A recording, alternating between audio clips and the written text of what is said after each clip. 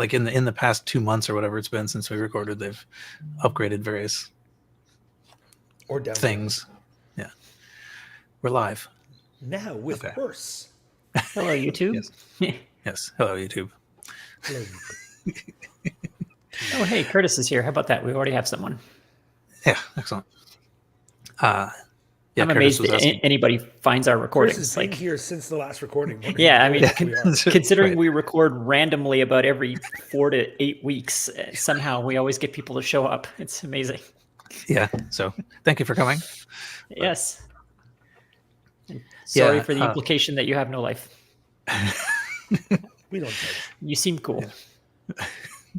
To us. But, yeah. That's a low bar. Low bar. Curtis was asking if anyone had made it to VCF Midwest this past weekend. No. And I think the answer is no. I mean, anyone among us. I think many people went. But yeah, I'm sure someone did. Yeah.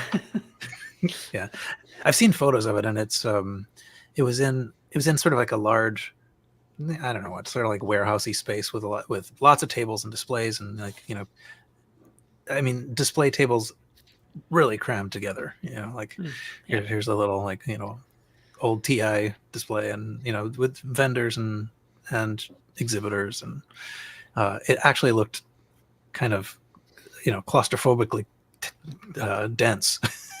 I thought. That's cool. But yeah, cool. Is the Midwest Gaming Classic? Is that what it's called? Is that still going on? It was like the largest retro conference thing in the country or in the States for forever, and it was just absolutely enormous. Like, it was like the Dragon Con of retro computing and gaming. But I never went. I just Ben Heck used to blog about it every time because he went every year, and apparently it was I know it's still going. Enormous. I remember seeing the announcement for 2025. So. Oh, okay, cool. Okay. One of these years, I'll have to go there. Yeah, I have intended to attend as well. Yeah, I think they're. Intentions.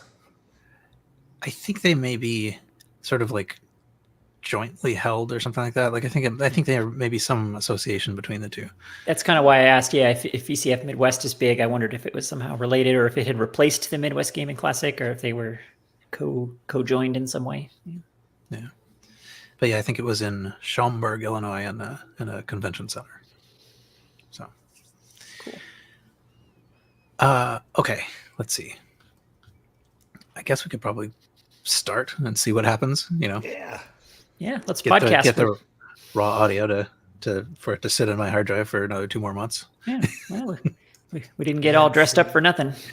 That's right. Might as well podcast. All right. I'm even wearing pants. Excellent. As far as you know. Yeah. All right. Oh, nope. That's patrons only. They get a separate video stream that's lower. Yeah, it has to do with, it's sort of a, you know, landscape or portrait is the. Yeah, exactly. I do the opposite thing. You can pay for patrons. I will turn off the lower camera. Believe me, a lot of people pay. You pay or you pay. Pay now or pay forever. It's September 15th, 2024, and welcome to episode 279 of the Retrocomputing Roundtable. The RCR is a podcast about retro computer news, nostalgia, collecting, We ran out of things. I don't know. This is the hardest part of the whole show for Paul. Muds. Yeah. Now, I mean, I think I have said this several times before that, like, I always think, oh, you know, I should just like plan something, and then it comes to this point, and I think, oh, I never planned anything. It's a little bit like the retro, you know, the gift idea. We get to that point in the show, and I think, oh, we should have a gift. Well, in however many years we've been doing this, that's the first time I've heard you fail to spontaneously compose a third topic to describe the show on the spot. Excellent. I think it reflects on us not being interesting enough before he started. Yeah. Because it's usually taken from things we talked about. So really it's on me and you, and mostly on you.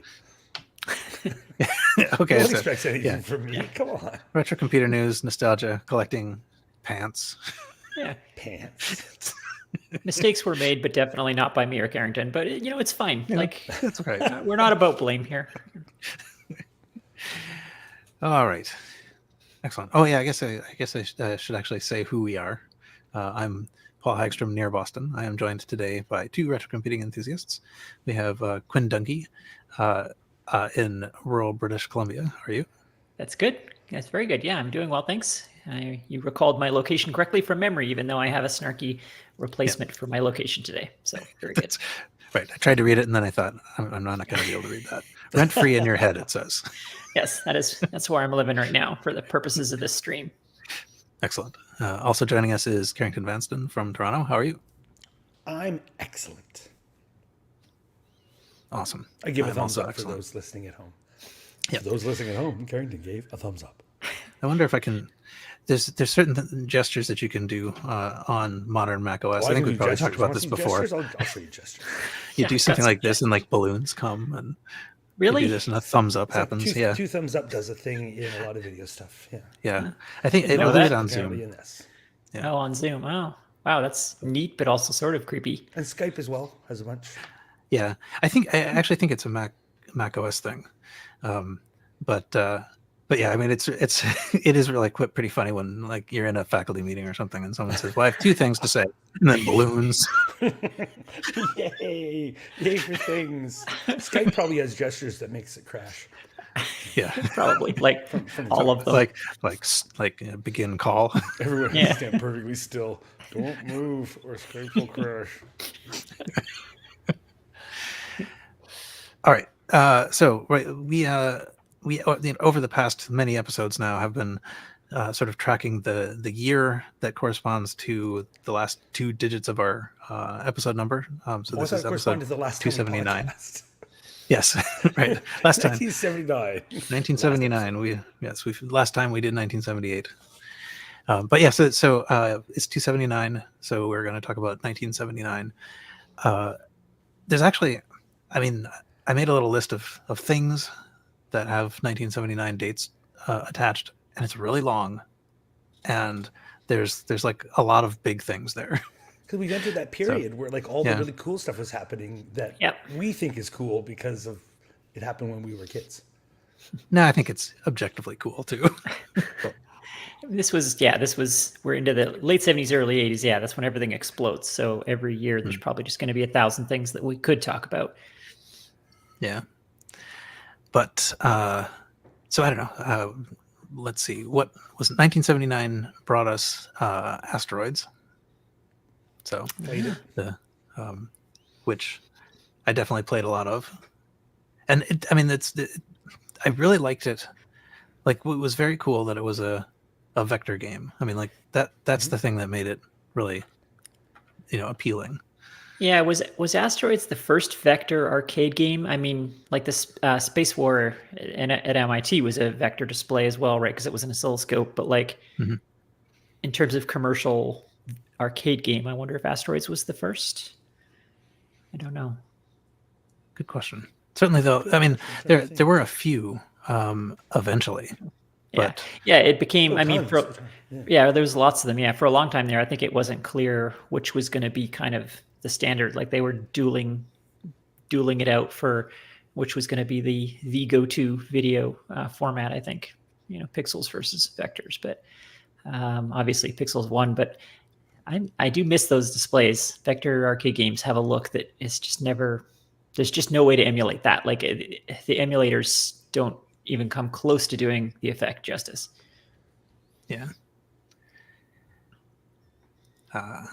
Okay, great. Let's give Chrome permission to share. Yeah, do it. Who knows? I wonder if it's gonna. Let's see if it's correct about requiring me to restart. Do it, Paul. Do it. Anyway, okay. There's Asteroids. There's Asteroids. Quite possibly somewhere on here it will say whether it was the first sort of like vector game that you saw in arcades. I mean, I guess there was what was it? So Space War did show up in arcades, I guess, right?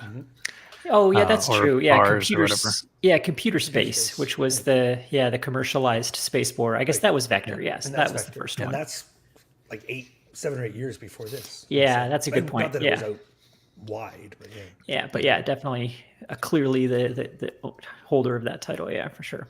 Yeah, makes sense. It's definitely why the sort of vector stuff is definitely why I sought out a Vectrex, because it's like that is something that, like, if you really want to experience it, it is not the same to just play it on your phone or whatever. Yeah, Vectrexes are cool. You see one of those in person, it kind of melts your brain how cool the display is on that thing. Mm-hmm. Though it is flickery, actually. I mean, like it is. It's surprisingly flickery, but also really vibrant. That's the thing. It's the vibrancy of it and the smoothness of it. Like, it's hard to sort of put into words. It's just so bright. I don't know. Bright and also. Yeah. Well, and what's cool about vector graphics is I feel like they've aged well. Like pixel graphics, like some of the really early pixel stuff, like the Atari 2600, has really not aged well. But the vector stuff still looks just as good today. It's just as cool in effect as it was back then. I mean, obviously it's primitive looking, but it's still, the effect is still extremely cool. It makes an impression on you when you see it. Whereas like early, Atari 2600 games, you look at those and it's just like, well, that's crappy. Like my 16-year-old nephew would not play in a 2600 game because it looks too bad, but he absolutely would play in Asteroids because it looks awesome, no matter who you are. I was thinking about earlier vector games, and I would assume Lunar Lander is before Asteroids, only because Lunar Lander is so boring. That's a good point. Like it must be earlier, but I don't think it could have been much earlier. How was that? I mean, was that the only place I ever played Lunar Lander was in one of those like kids' science museums, an exploratory euphorium or whatever. They always had goofy names. They had like a great big giant Lunar Lander machine. That's the only place I ever played it. Like, was that a commercial arcade there game? was a commercial Atari stand-up. Oh, I didn't know that. Regular. Okay. Oh, there it is. Yeah, on the screen. Interesting. Here. 1979. I didn't realize. I didn't realize that was a commercial game.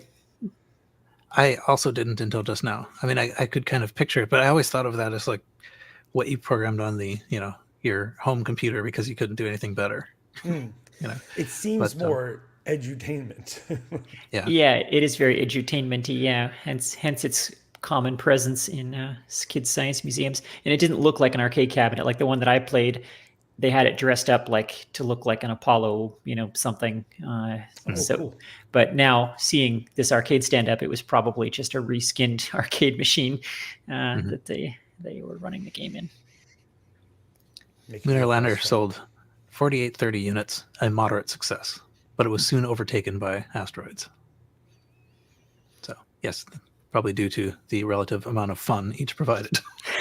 Exactly. Yeah. Actual fun may vary. Asteroids was the first arcade game that made me question the controls, because by then there were a few things out with different and every time I'd sit down at an Asteroids game, I'd think a spinner. I want a spinner. Why can't I have a spinner? Oh my god, a spinner! I'd be so good at this game if I could have a spinner. Yeah, yeah. It just missed the window, or it just missed the cutoff for better controls. I think. Yeah, they hadn't quite gotten into that era where arcade games went bananas with experimental controllers and schemes and stuff. And some of them were really good. Yeah, it'd be really good with a spinner. I wonder if there's been if anyone's ever hacked the ROM to support a spinner. I feel like that's something someone would do. People, man. Yeah, not me. I don't got time for that, but someone surely has done that. Those people. Yeah. So, Paul, what else happened in 1979? Well, let's see. The next thing that I have in my many tabs here is WordStar. Ah. So apparently I think it was somewhere in here. It says that it was developed in sort of like 1978, but I think it came out in 1979. The Microprose WordStar. Micropro apostrophe S, not Microprose, the maker of arcade war games. Oh, right. But the Wikipedia. Did you never use WordStar? Nope. No, because I thought of it as a CPM and DOS thing. I never Well, I would. either of those. There was a kind of an arms race between WordStar and WordPerfect, and WordPerfect I used. yeah, our family, we were WordPerfect people, so that was the end of that. I used it at my dad's office. He had an early PC, and they used WordPerfect on it, but so that was my exposure to it. But yeah, you were either a WordPerfect house or you were a WordStar house. Interesting. I'm just quickly looking at the WordPerfect entry, and it looks like WordPerfect came out in around 1980. Yeah, sounds right. 1982, something like that. So yeah, it was a whole year better. Yeah, I would have been using it in like 84, 85, something like that, fairly far into the run of the two programs. Yeah. It says here that WordStar's last stable release was 1999. So 20 years that thing ran for. It was kind of wild. Yeah, that's well. And the thing is, one thing about I did use WordStar quite a lot because I worked at a place where we used these the Epson QX10 CPM machines. So I wrote a fair amount of documentation and schoolwork and all kinds of stuff on because I was a little kid and I didn't know the distinction between like a work machine and and a non-work machine. So I did all kinds of stuff in WordStar. But I think one thing that survived pretty long from WordStar is the command structure. I mean, like, so there's a sort of sequence. There's kind of a sequencing of keys. You hit one key to get into like one kind of submenu, and then a second key to do a thing. And like Emacs. Emacs has that same hotkey cording kind of model. Yeah, and so I think even in modern text editors, I think they will often respect the WordStar commands. I mean, or at least you can turn that on. Oh, so, did not know that. Yeah, it is. I think it is somewhat amusing, but yeah.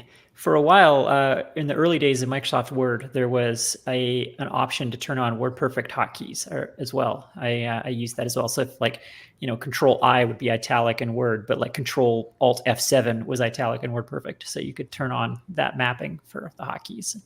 I think for the first year or something that I used Word at work, I used that option because I had so much muscle memory from WordPerfect. Yeah, and it's actually, that's probably a pretty good idea in terms of trying to bring people over to your product.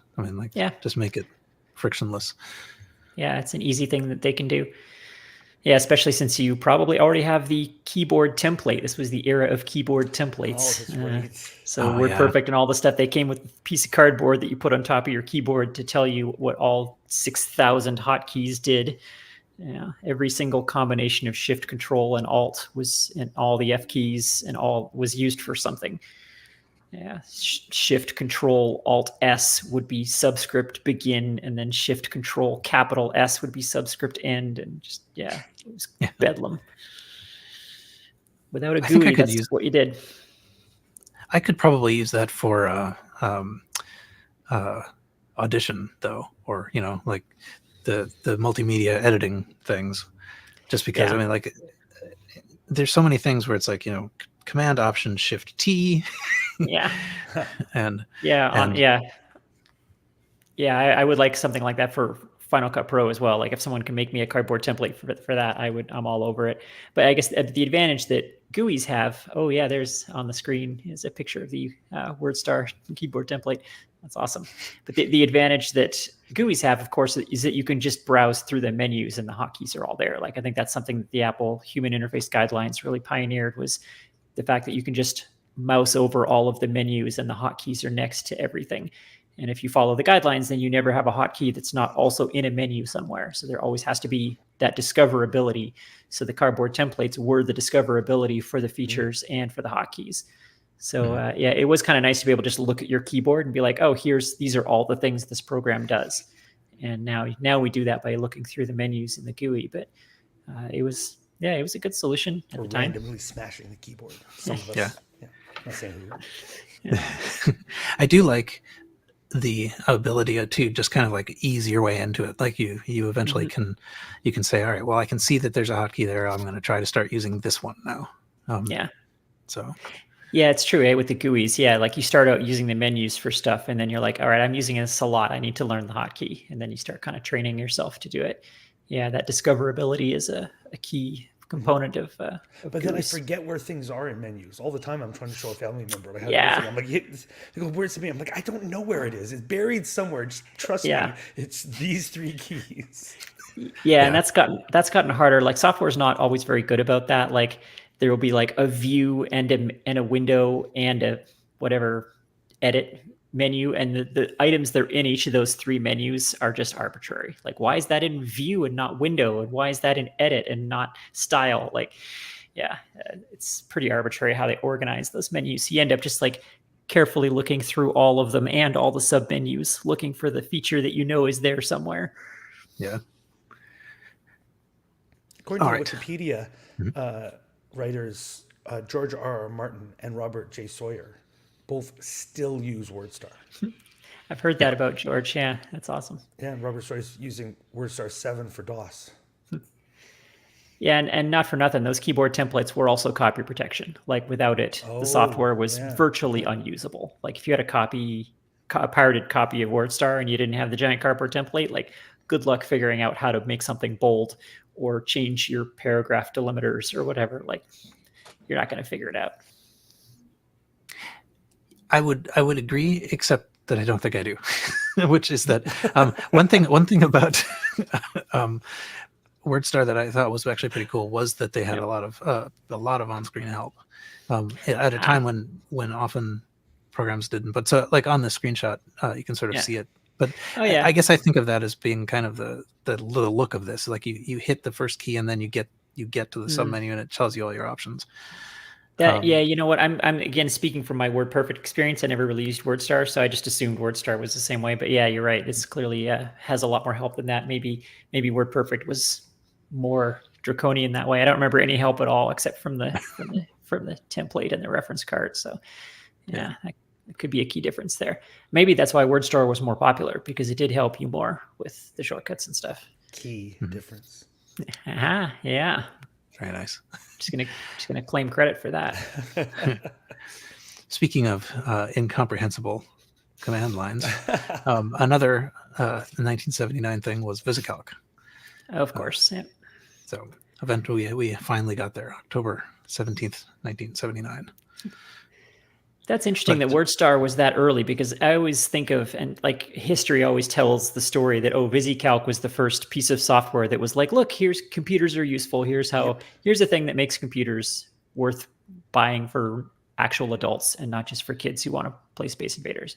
But I mean, here's WordStar coming out the same year as this, but nobody ever says WordStar was like the thing that made computers useful.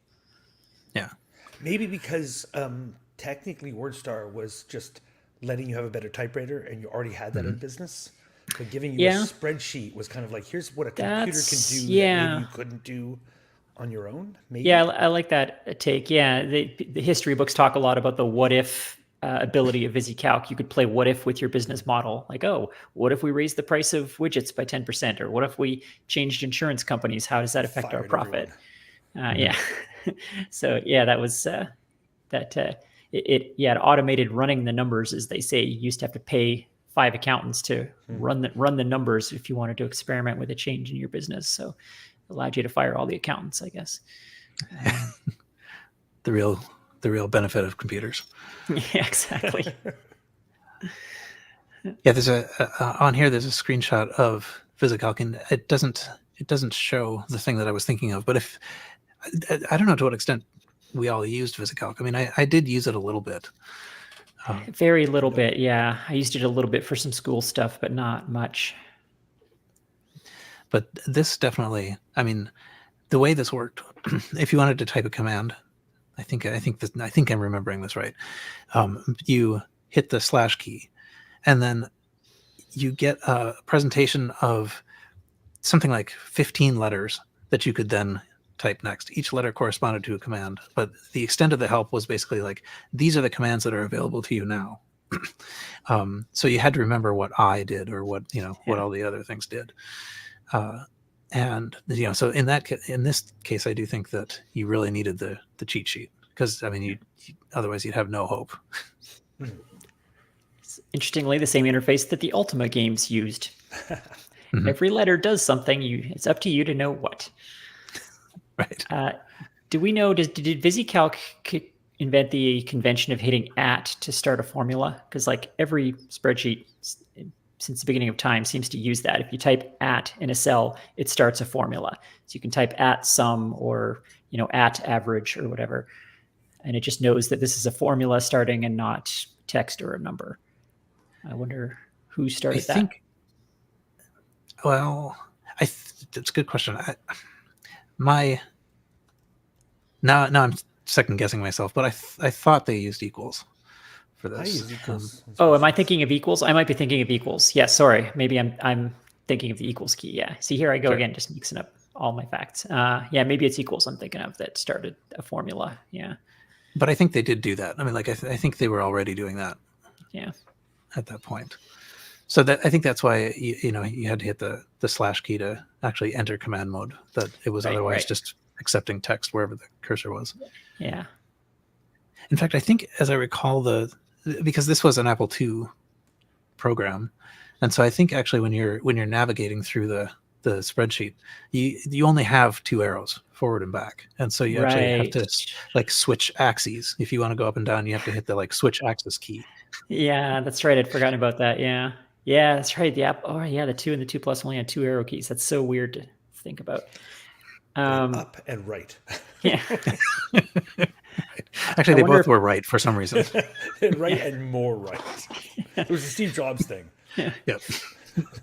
Maybe part of the reason that VisiCalc gets the credit for being the first killer app is because WordStar was CP/M only for the first several years. Like it wasn't until there was a DOS version of it probably that it really became mainstream, I would guess. Because CP/M, I mean, existed, but it wasn't like a huge thing.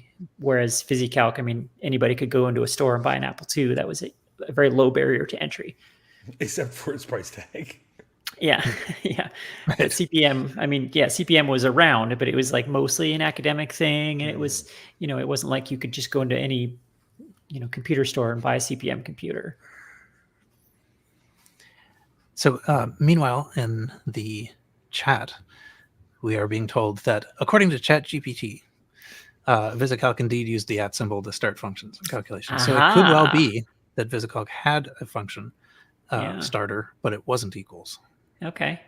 Or ChatGPT is full of crap, which is equally likely these days. But since it agrees with me in this case, I'm going to take credit for it. That sounds perfect. Confirm my bias. All right, let's see. So another 1979 feature was the TI-99/4. Not A. Not A, just the 4. Yeah, I think that's true. I don't know when the 4A came out. Probably if I had not obscured the Wikipedia page by clicking on the photo, I would know. But I've always kind of the 4A. The 4A was the only one I know. Yeah, I don't think the 4 lasted very long. Like it was very quickly replaced, as I seem to recall. Keyboards. That was fun. Yeah. Yeah, because I'd never even seen a 4, but the 4A was quite popular. I saw lots of those around. Yeah, I think the 4 didn't have.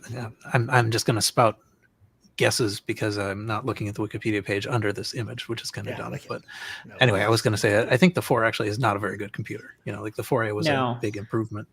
Yeah, well, I think the A comes from the graphics chip, the 9918A graphics chip, which was in the 4A, I think is where the name comes from. And that was a huge difference. Like it made the machine from anchor to useful computer. Mm-hmm. Though I have, if I were ever to come across a TI-99/4, I would get it, Yeah. Or I would, just because it's kind of cool, but it collector's probably is item not fun now, to. Yeah. Probably not fun to use though. Yeah. Did you know anybody at the time who had one? I never had a friend with a TI, so I think that's why I wasn't exposed to them. I did have someone. Yeah, I had a friend who had a 99/4A. Yeah. The graphics on it are really very good, like better than most of its competitors at the time. That 9918A graphics chip is really very good. It's got scrolling tile backgrounds, parallax, lots of sprites, lots of colors. It's really quite underappreciated, the graphics chip in it.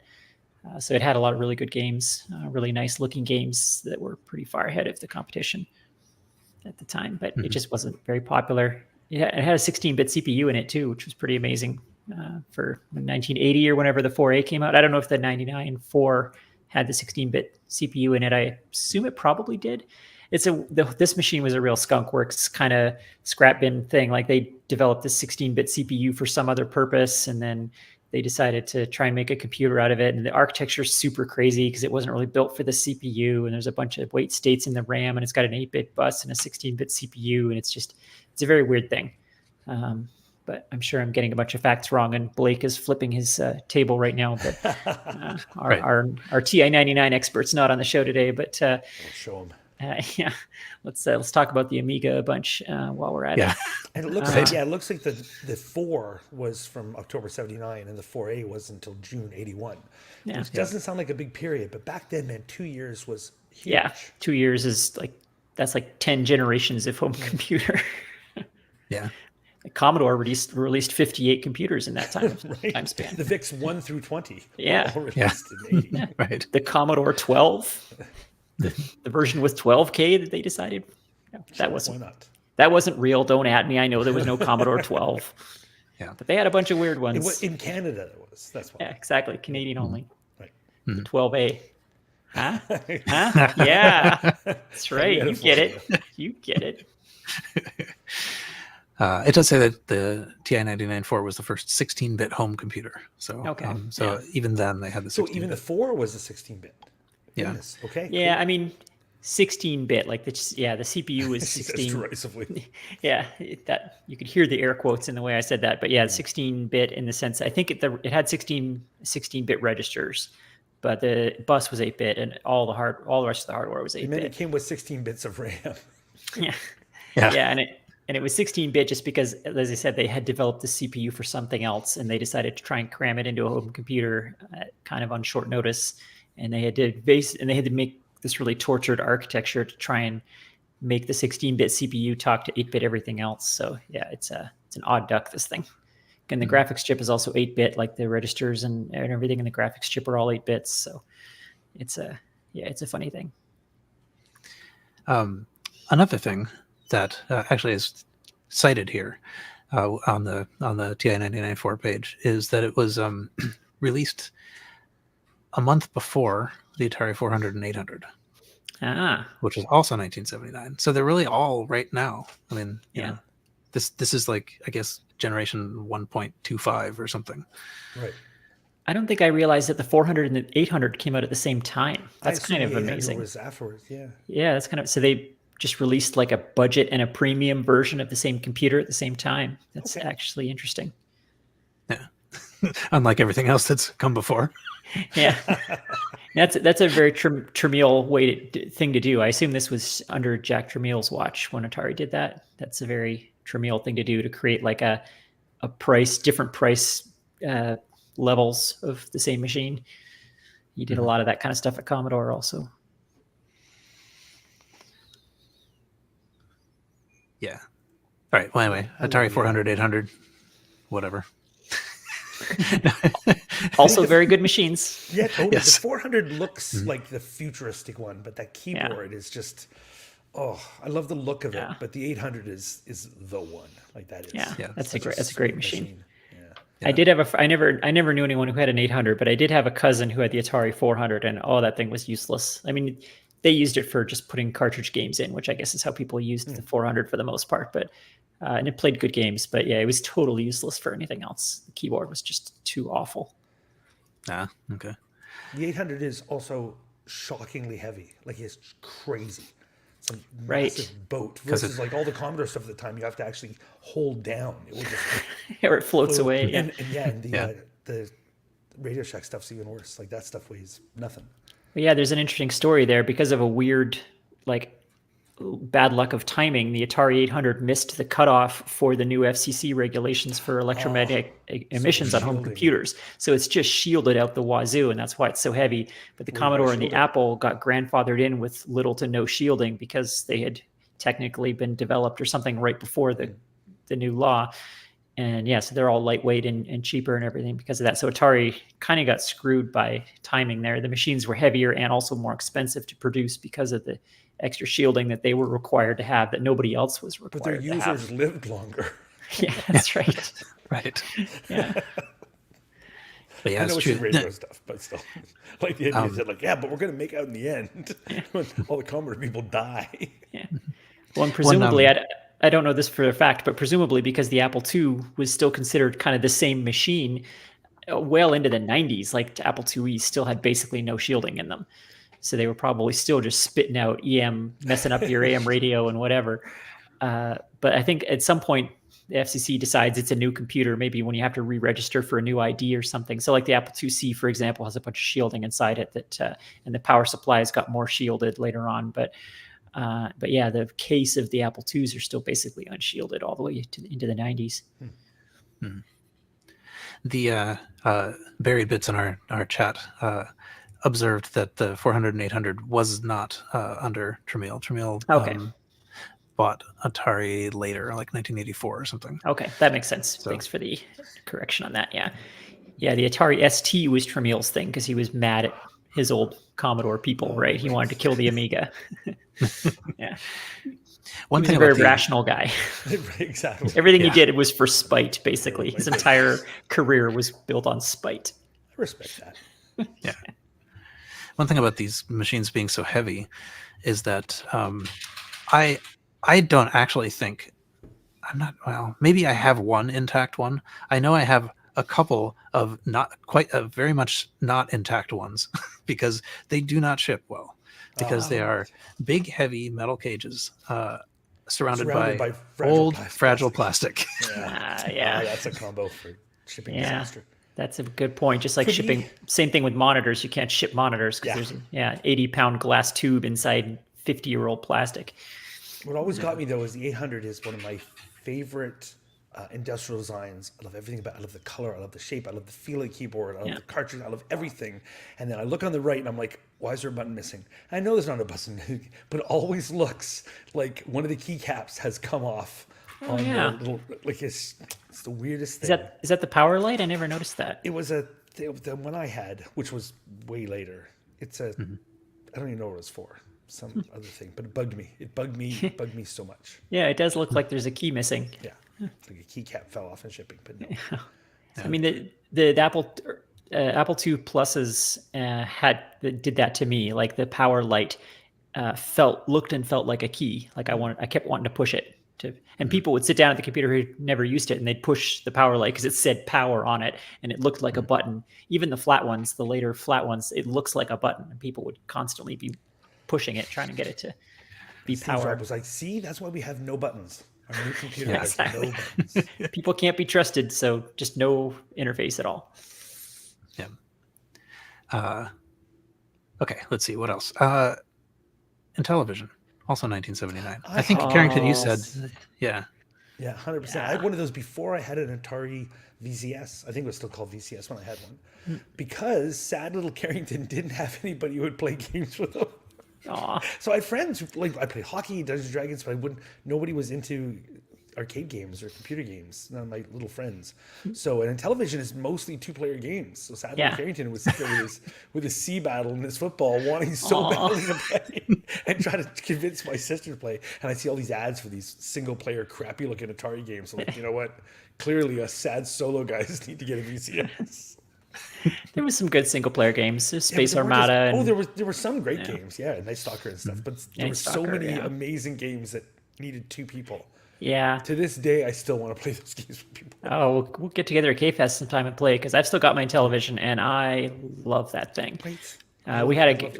We had a group in junior high of about 5 of us that would get together all the time and play Intellivision. And Utopia, my God, the hours we spent playing Utopia, like the first sort of simmy world building kind of game, I would argue, kind of SimCity, but 2-player.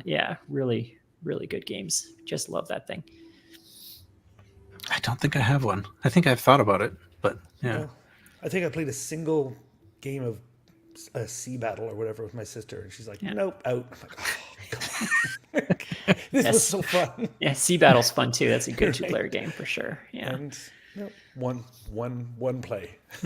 The Dungeons and Dragons games on it were epic as well. So there Epic was, and difficult, and those I played, which I liked very much. yeah, there's two of them. The 8 Advanced Dungeons and Dragons, which was like a third-person side-scrolling kind of shooter thing, and then there was the what did they call it? Where it was first-person tile-based dungeon crawler, the something of the Minotaur or something like that. There was a Minotaur at the bottom where you had to. But yeah, they were all procedurally generated, so it was different every time you played it. And gosh, yeah, I played the heck out of that. Definitely my favorite console by far, for sure. Not your thumb's favorite console, maybe. Oof, No. yeah, the side buttons on the Intellivision Did you 2 have one of those little controllers. sticks? Oh, they were bad. No, I like the disc actually. I always liked the disc controller, especially for like Tron Deadly Discs and some of those games where it was just I really like the well disc controller, suited. too.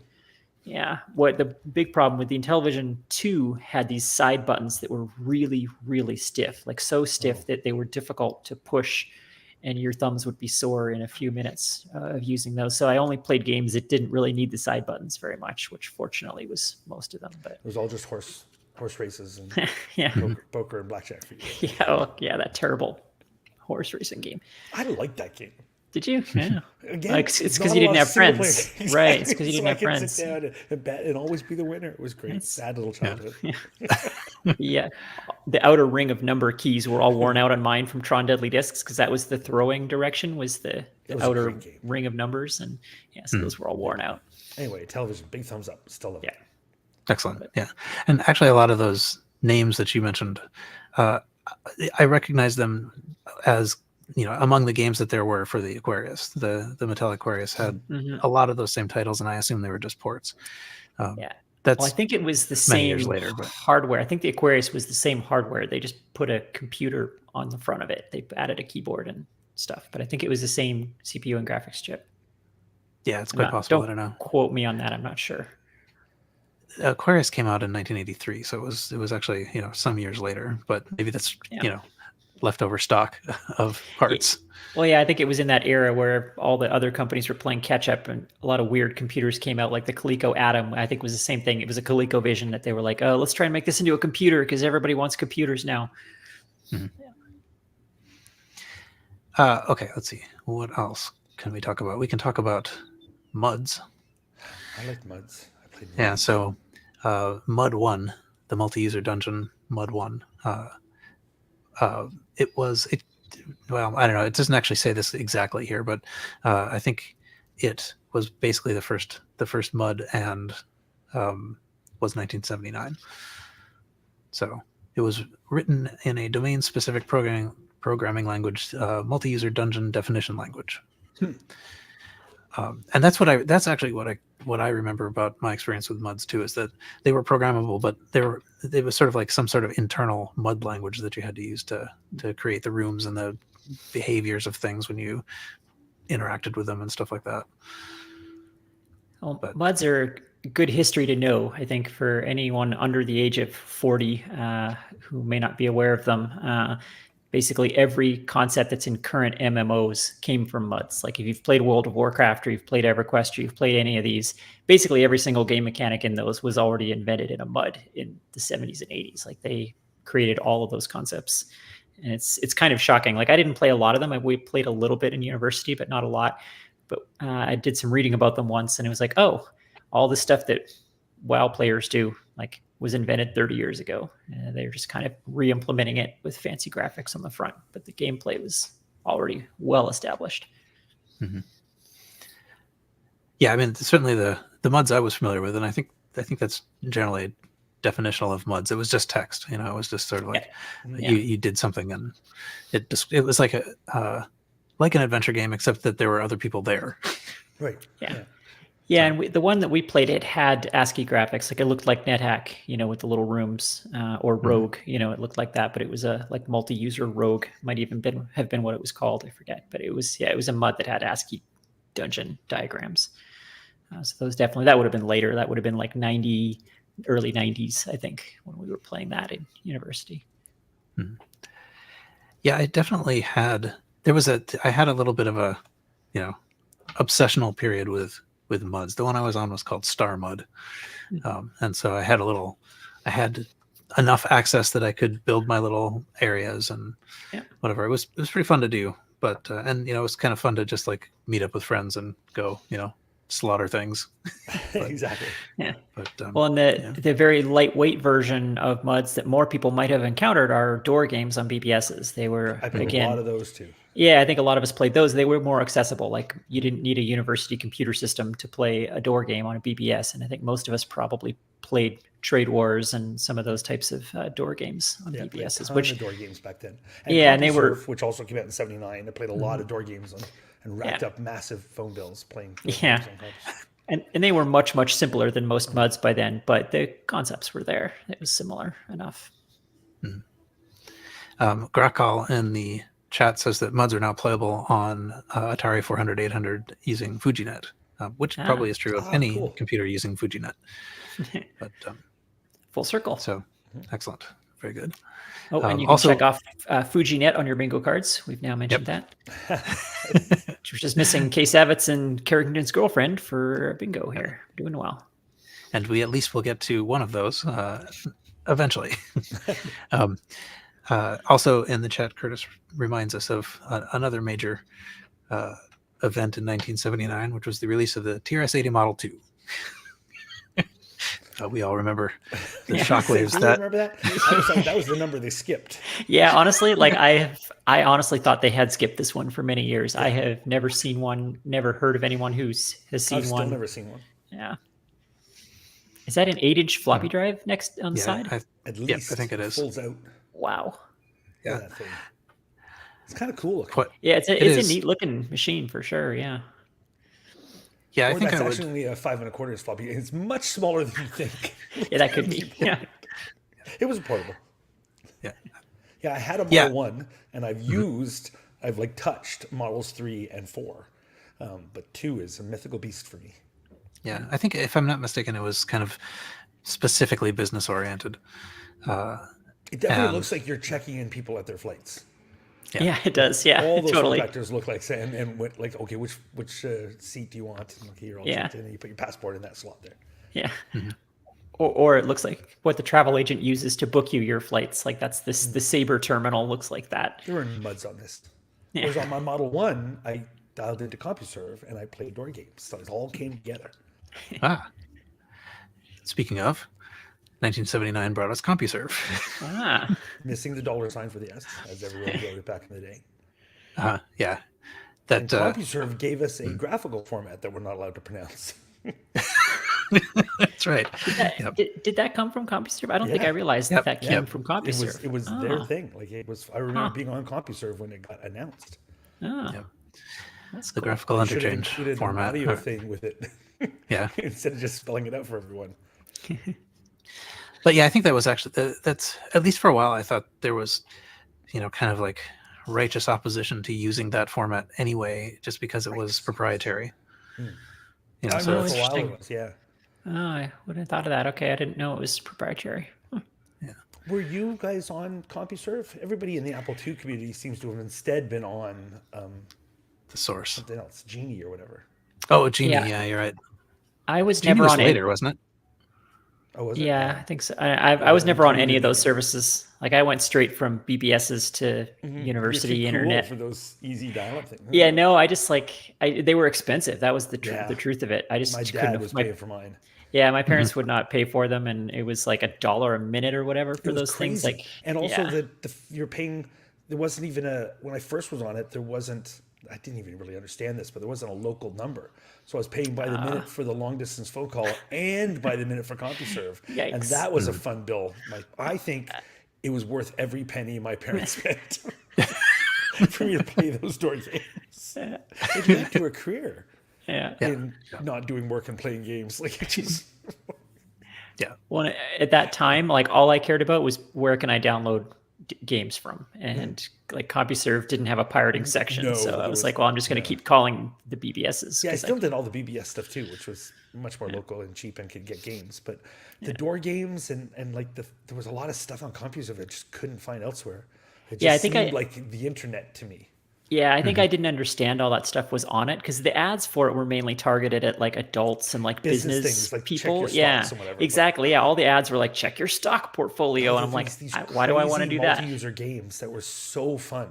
and so addictive to keep you on there minute after minute. That's interesting. I think at the time, I didn't realize all that stuff was there. To me, it was just like weather and stock. What are we looking at? Yeah, I was my. just wondering this. So I think Why maybe are I'll we switch looking away at- from it. Well, Yeah, I'll tell you what. Kinky I'll tell you what we text. were looking at here.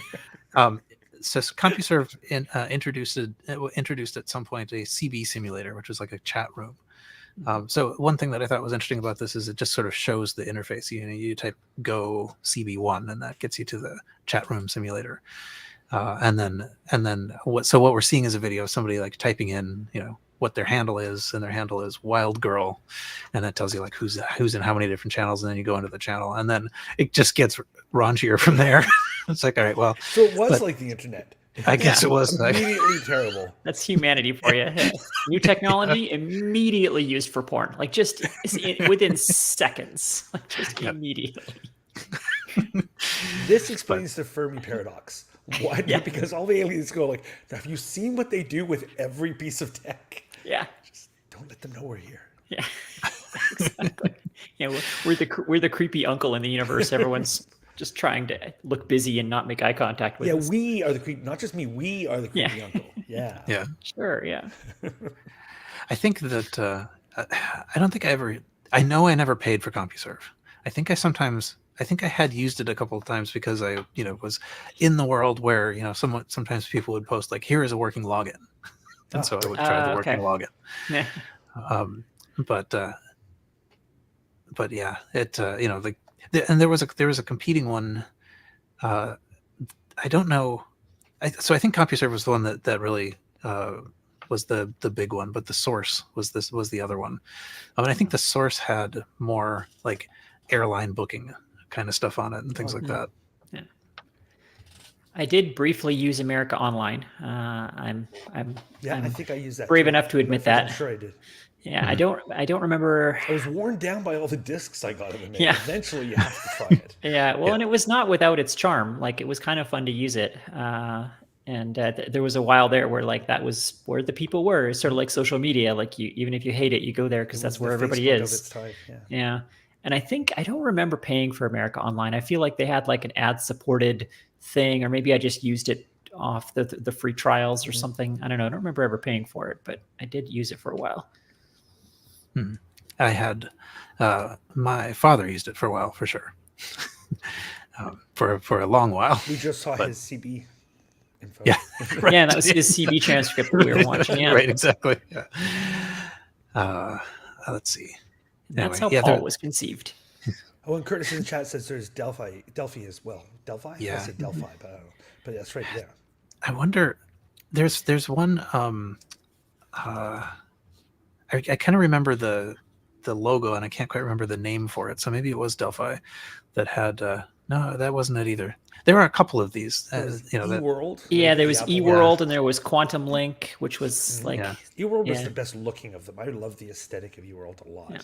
And that came out of Apple Link? Apple something? I think yes, that's correct, Apple Link yeah. became eWorld. Yeah, and Quantum Link came out of Commodore. I think became like a Commodore thing, or was a Commodore thing, or something. Yeah, yeah. It's funny once someone figured out that model of if we ship everyone a disk that has all the graphics on it, then the bandwidth is low for the actual traffic, and then we can do something that looks nicer than a BBS. We just got to figure out how to ship everybody a client disk. And then once that model was my beer. Yeah, exactly. Once that model was figured out, then all these services exploded, and it's a good idea. Like, it is a good solution to that problem of how do you make a nice looking online service in the era of 1200 BPS modems and, graphics. So, yeah.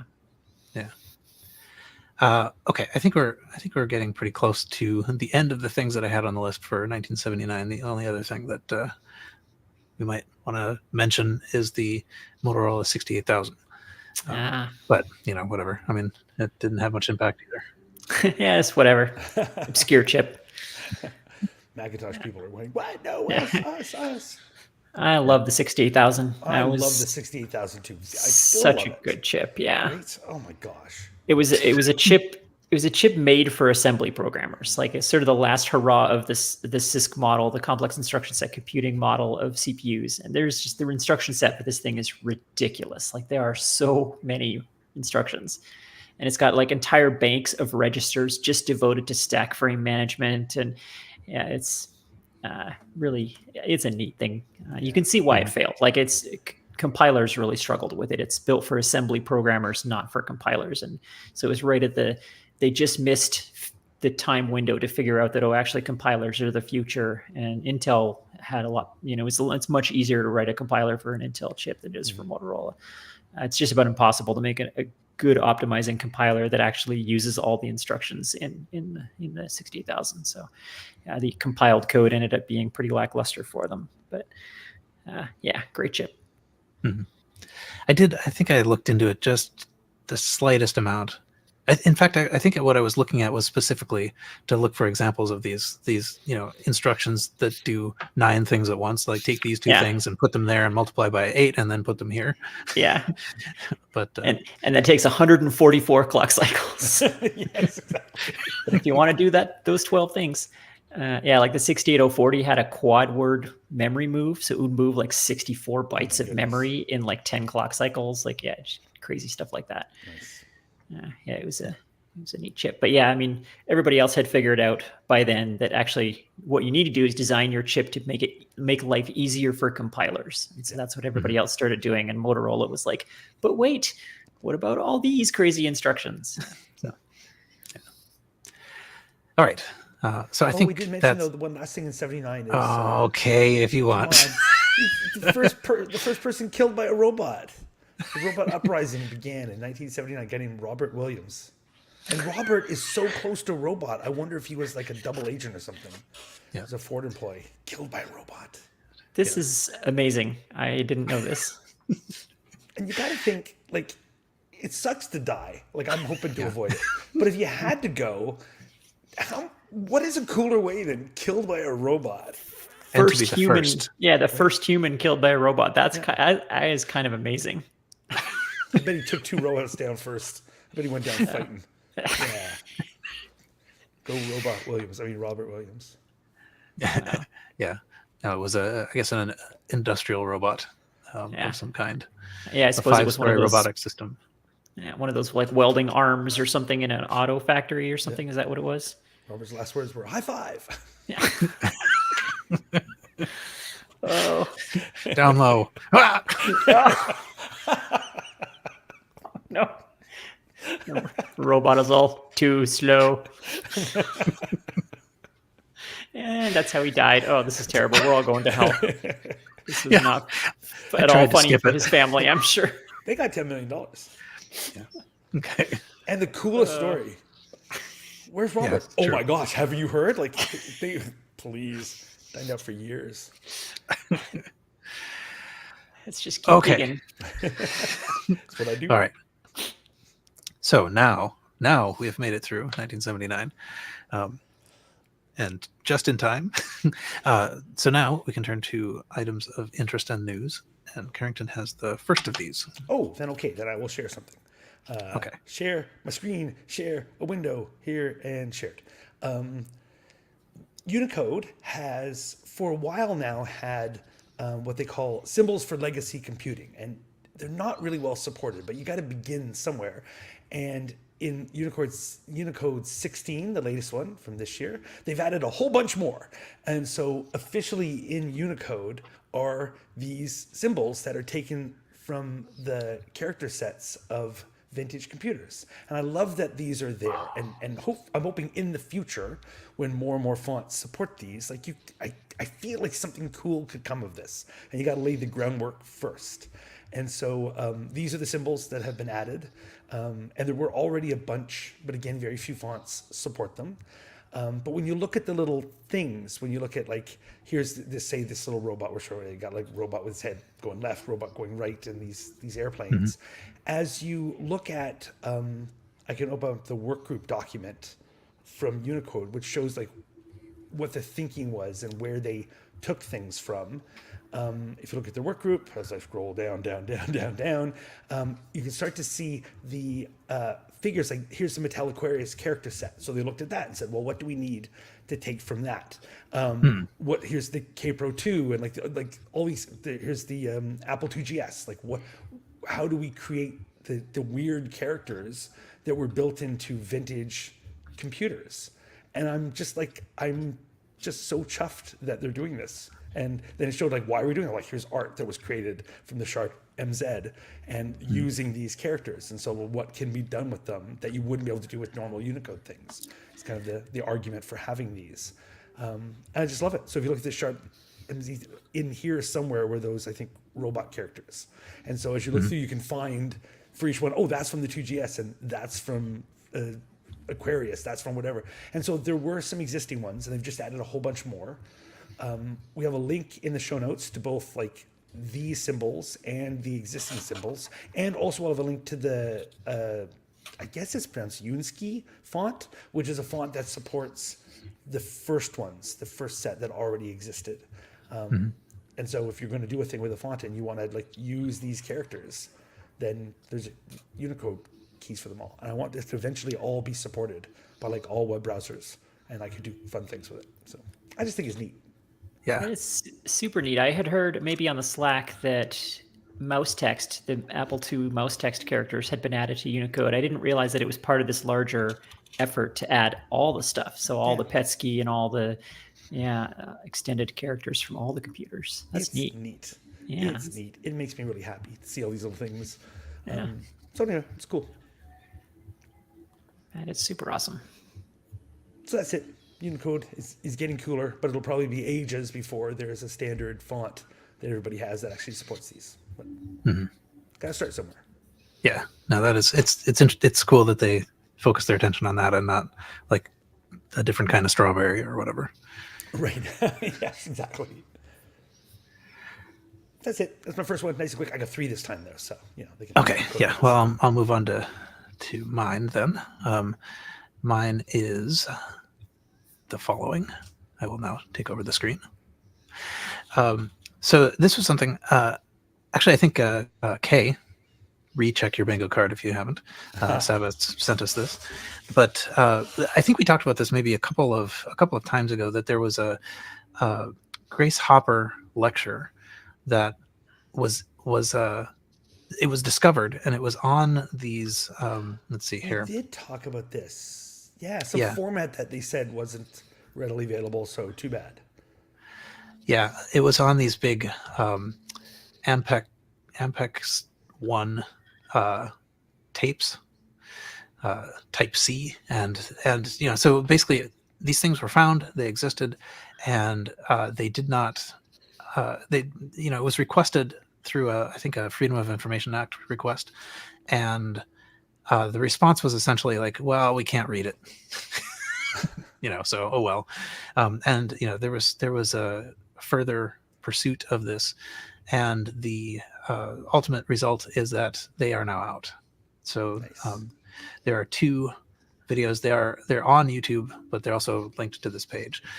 And the two halves of the same lecture where she's talking about kind of like it's sort of like a review of the computer history and what to expect of the future. And I have not yet watched it, but I've watched parts of it, and she is such a good speaker. I mean, she's sort of half serious, half stand-up comedian.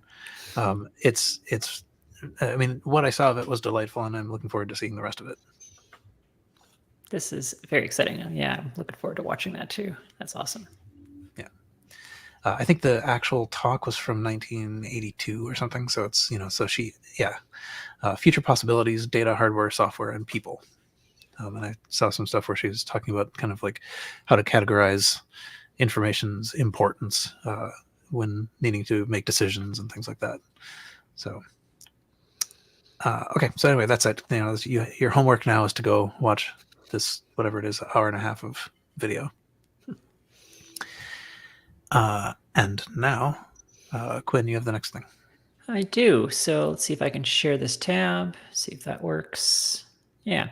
So I don't know. I feel like we've talked about this before, and yet this just happened July of this year. So a couple months ago as we were recording. So apparently this is new, but I feel like once every couple of years, someone declares Andy Warhol's lost Amiga art has been found. But I guess this time for real. I don't know. Maybe I'm just having a Bernstein Bears moment here, but I feel like I've heard this story before. But it does seem to be new. So as I'm sure we all know by now, Commodore commissioned Andy Warhol to do a bunch of artwork on the Amiga when it came out to try and give people a sense of what could be done with the machine. And he did a very famous demo on stage of creating art in real time with the Amiga at the launch event of the machine. And apparently, the original artwork that he did as part of that promotional effort had been lost. Nobody had it. And just July of this year, this Commodore engineer, who I guess was part of one of the people running the stage presentation for this thing, he had the disc. And yeah, so this guy, Jeff Brewitt, he was like, oh yeah, I've got it. Like, here it is. This is, I didn't know you guys were looking for this. Yeah, so he had the disc with, I guess, the original 8 images, including the famous image of Debbie Harry that Warhol did. And the disc, the floppy is signed by Warhol, and the files are all date stamped, that day. So it's, been authenticated. So we'll link in the show notes to the story here about the discovery of this disc. I guess this former Commodore engineer had the disc in his attic, and he was just like, oh, I guess when he was at the show, when Warhol was there, he got Warhol to sign the disc, and so Warhol's autograph is on it and everything. So it's pretty neat, kind of a neat thing. So I think people had recovered these images some other way, I think, either from the video or something of the presentation, but these are the original files. So I guess those had genuinely been lost, and now we have them again. So pretty neat. If Warhol is or isn't your thing, I guess. I mean, the artwork, most of the artwork that he did was basically like, oh, look what flood fill can do. So it's a lot of like drawing weird shapes that overlap and then clicking flood fill, because flood fill was something that was a neat thing that computer graphics could do that other media didn't really do. So it's a lot of that. But that was Warhol in a nutshell. It was experimenting with the medium. So that's it. Yeah. So if you're interested in Andy Warhol and the lost Amiga art, it has been found, and you can access these files. Cool. Somewhere sort of like later in that article, it does talk a little bit about there's a section called how the earlier discovery relates, and so I think that's the thing that we were thinking of before. So it says, okay. In 2014, a series of images was recovered from discs found in Andy Warhol's estate. Okay. So this is the 10-year anniversary of the earlier discovery, I guess. Well, but there is a new discovery as well. So at the top of the article, it says in July of this year, this guy, Jeff, found this floppy. So I think, I guess there's been multiple discoveries of Warhol's Amiga artwork. Maybe this was the last remaining missing ones or something.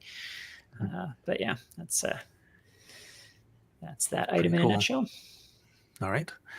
Back to Carrington. You have another. Back to me. What do I got?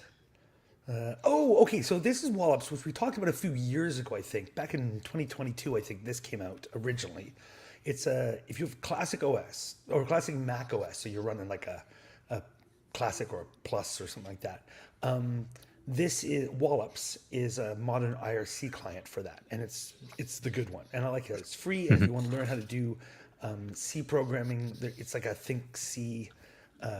I think it's Think 5 or whatever. It's a C file. It's totally open source. It's cool. And new versions come out. So it's in active development, and I think it's really cool. So since I use it, I thought, oh, look, it's new. I want to talk about it and kind of promote it. So version 2.0 is out now, 2 years later, and you can download it. And it's got a bunch of things like, the big one is window resizing. So if you use a classic Mac OS with a larger screen, that'll be useful. And a bunch of new features. And a big one that I noticed is it used to save the preferences for all your logins inside the binary. So if you update anything, whatever, like start everything from scratch. Now it uses a preference file.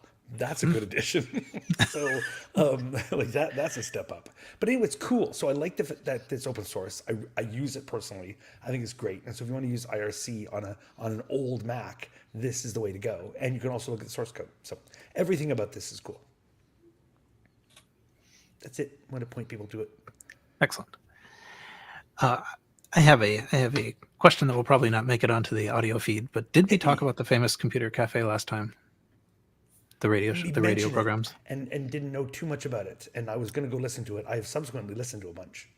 Okay, so maybe we can mention that again. I'll use that as my next thing. Do it. So, and this is also a K Savitz joint in a way. I think at least K had the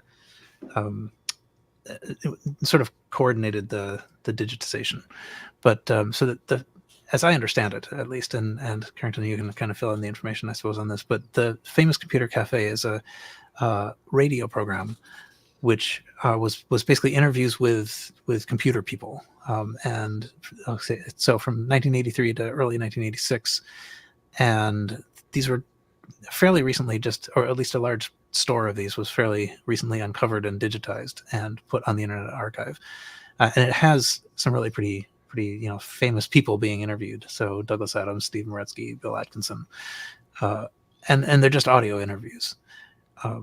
But it looks like kind of like a treasure trove of just great. Cool information. Yeah, I think we mentioned it last time, and I knew very little. I was going to go listen to them. I've now listened to a bunch using the link to the archive.org.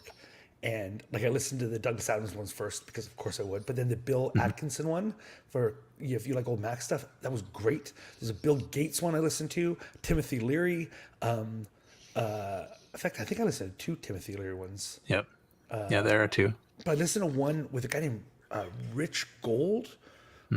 Most because I was like, that's a great name. Rich Gold. What do you got to say? And it was fantastic. There's a Jack Trammell one, which is great. Like it's so good. It's such a, oh my God, I'm going to be listening to tons of them. So it's just, this is a thing I've been listening to like in my commute. I now download a bunch and it's like, no, I want to tune into this on my way to work. Super, super good. That fantastic archive. Excellent. So if you're looking for things to do in between the infrequent releases of the Retrocomputing Roundtable podcast, you can listen to these. All of these between any 2 of our shows. Yeah. Yeah. No, that's excellent.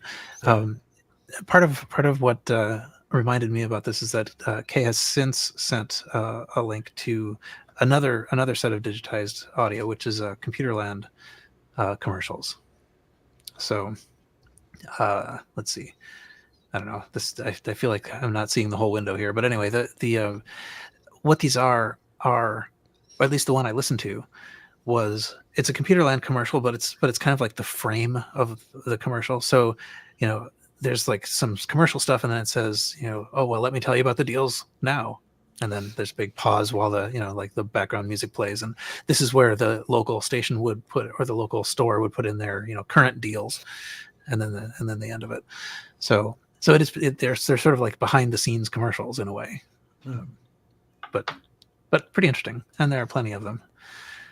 I guess okay. So on the tape, the tape that's being displayed, it says Computerland 5488, 8605 accounting radio full, and accounting radio 60 seconds with a 29-second donut.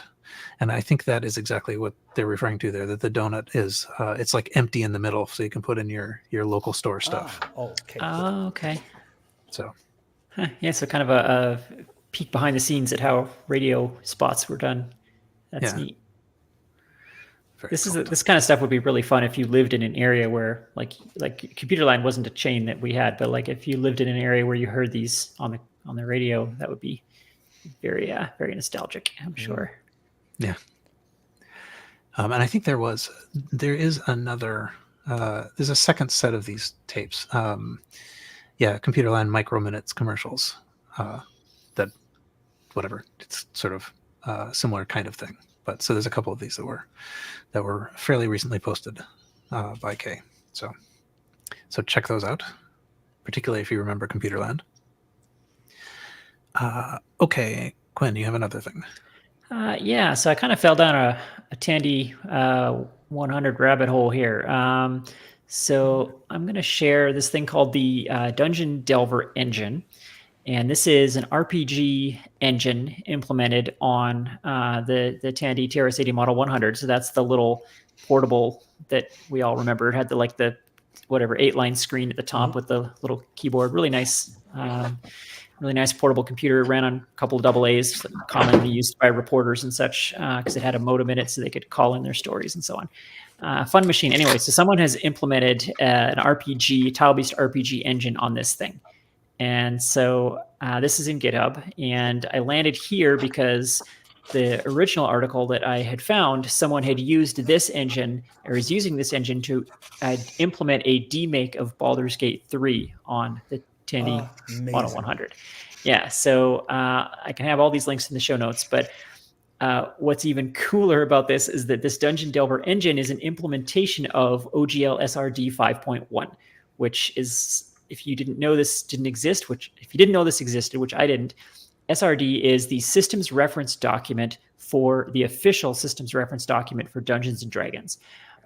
Little did I know. So Wizards of the Coast publishes this official document of how to implement the Dungeons and Dragons engine in other media like computer games. So if you want to implement an official D&D game, there is a document you can download for free that tells you how to do it. These are the systems, these are the mechanics, these are the stats you have to have. These are, how to simulate the D&D system officially. And I just thought that was really neat that a document like that exists and is public, and also that then now someone is using it to create demakes of Dungeons and Dragons games on the Model 100. This is amazing. Yeah, it's really neat. It looks so much better than you think it's going to based on this description of it. Like if you have a vague memory of what the Model 100 looks like, this game looks so much better than you think it does. Like it's animated, and there's menus, and there's maps, and like tile-based moving around and talking to people and buying and, combat and casting spells. Like it's all here. Probably it's got to be one of the best demakes of a game on this machine. Probably it's surprisingly amazing. So yeah, I'll link to all those in the show notes. But and then there's the Baldur's Gate game that's implemented on top of this engine. I can only show one thing at a time in the stream here, but I have that link as well. So pretty amazing all around. And oh, you know what? Give me 1 second. I'll change the links because it's worth looking at this. So I'll stop this. And I'll present the other tab because the Baldur's Gate implementation specifically looks especially good. So here we go. This is, it's called MOL, M-O-L, which I'm sure is a reference to something in the game. But yeah, so it's using that engine, but they've really built on it and made something that looks really, really good. Yeah, so there's wilderness and all of the, towns and everything are here, and caves and dungeons and and just mountains and mountains of text. I don't know where all this is coming from. I don't know if it has to run on some kind of a ROM simulator or some kind of a solid state storage device. I don't know enough about the Model 100 to say how this might be being implemented, but it appears to be a very, very large game. There's a lot of content here. And it's all being implemented on the 100. So very, very cool. Again, this has got to be the best looking game possible on this platform, I think. So we'll have a link to this in the show notes as well. I love a good demake. Me too.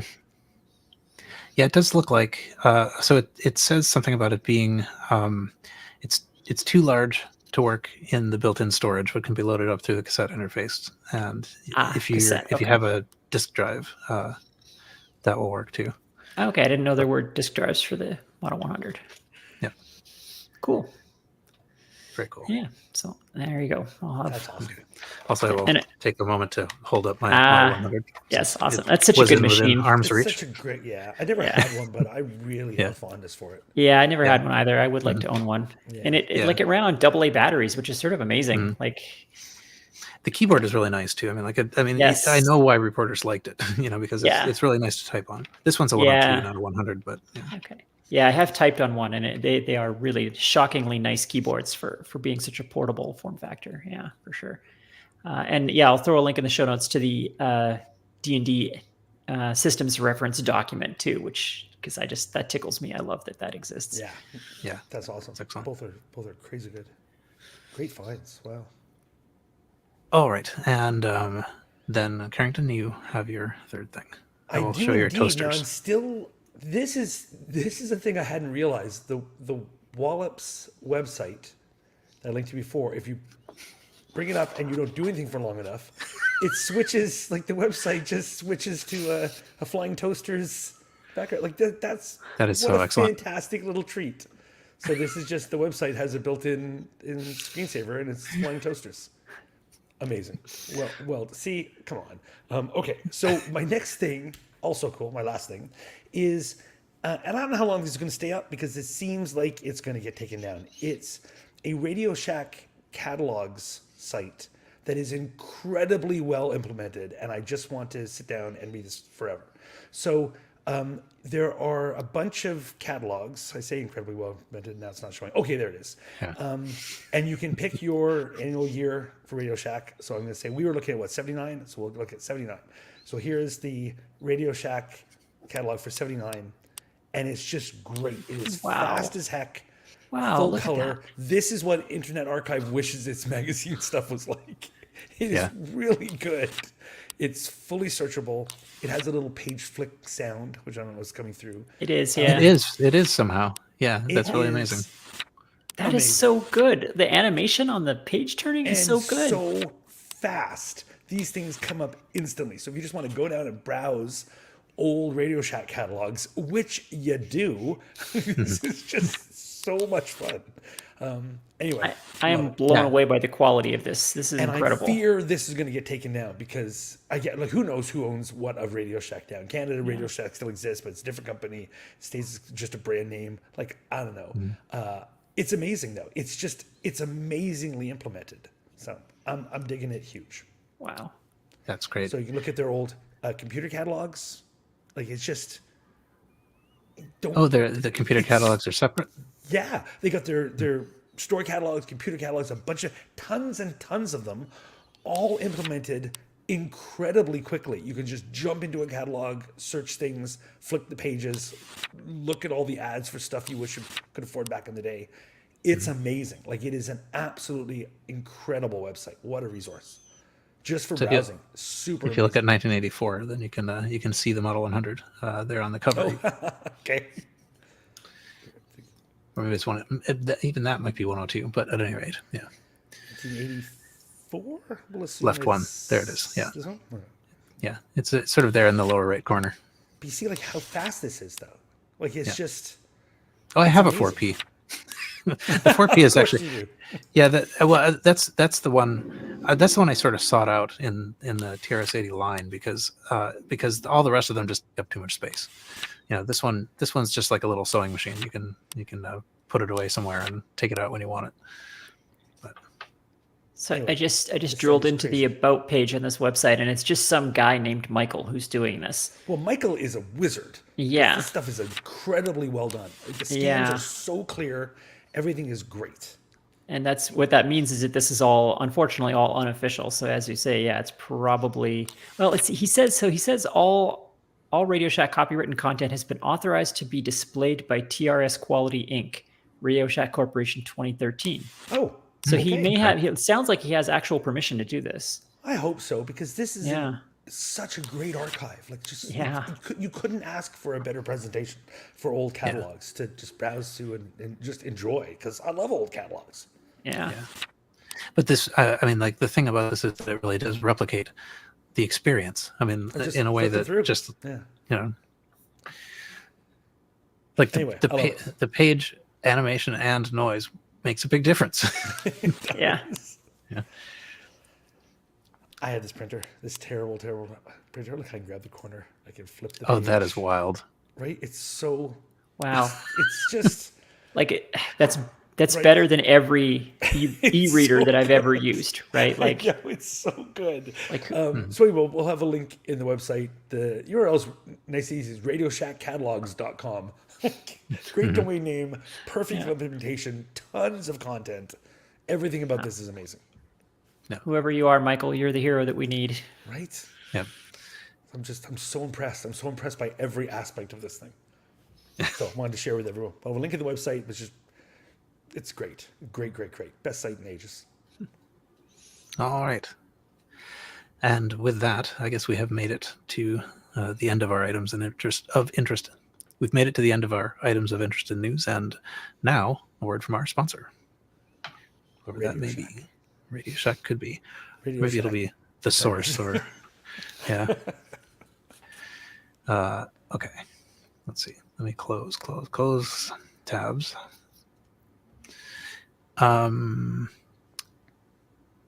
Okay, I have a couple of things. This will do, I think.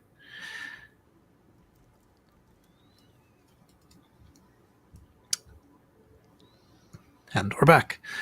Okay, so the host's retrocomputing gift idea this time, I don't know if this is a good idea, but here it is. It's a keychain that has the quarter, like 25 cents insert coin to play little thing on it.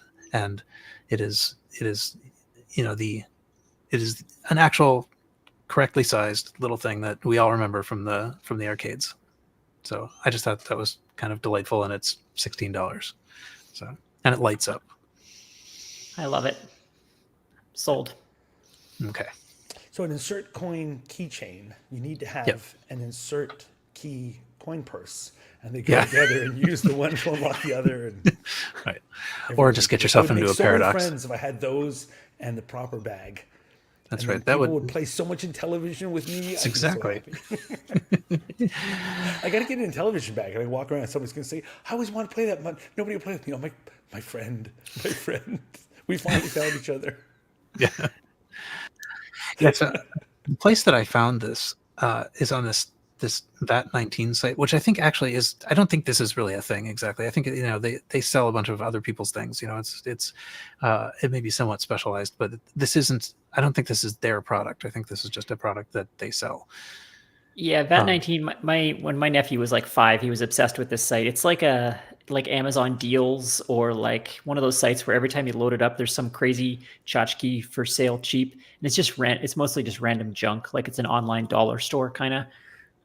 So yeah, it's just a bunch of random crap usually that kids love. But this is random crap that I love. So I like random crap. Yeah. My only question is, where does the coin go? I think they tell us that it is non-working. It does not accept coins. Actually, put a coin in it. Yeah. They sell it in a full-size inflatable Kool-Aid Man costume. Yeah, so there's next that. time on the show, when you see me sitting here going, "Oh yeah, oh, yeah," yeah. This another thing that they have is which is I also thought was another possibility was the iBot G3, which is basically a little iMac G3 that you can put on your desk. That is ridiculous. Yep. So that one, the iBot G3 is $50 from them, and again, I think you can buy it from other places too. But and they have an iPod whose ears are AirPods. Yeah. This is ridiculous. And he's wearing them backward or upside down too. Yeah. Right. That is pretty cool. They sell those stupid name a star things, and I always thought like it'd be hilarious if those were binding. And when you get one of those, the people like at some solar system, they feel like, our star is named Mars now. Like, how did this happen? I'm sorry, people of EC912, we renamed your star. Yeah. Here's your $64. Excellent. Anyway, okay. We thought we'd get so much more when we put it up for sale. This is not going to solve any of our problems. I guess the people of that world would now be known as Martians, though. That's true. That's true. Worked well. Yeah. These are the jokes, people. Welcome to hour 2. Yeah. That's right. Is it? Yes. All right. Well, so when you're done buying keychains and little iMac desk art, I'm never done buying those things. Okay. We can turn to eBay, and Carrington has the first auctions there. I've got a good thing and I've got a great thing. Oh my gosh, my great thing is great. So hold on, kids, but we have to get through our good thing first. Okay. Am I sharing anything? Probably not. I'll not share quite my yet. screen. I will share this. So my good thing is it's a nice product. I just never seen it in a box before. So it's a Mockingboard, like for an Apple II, but I've never seen one boxed. I had no idea what they came out. I never had a Mockingboard. And so I've never seen a vintage Mockingbird box. And apparently this is what at least the Rev D looked like. Did you guys ever have a Mockingbird, like where you actually bought one in a box? I had no idea the box looked like that. Yep.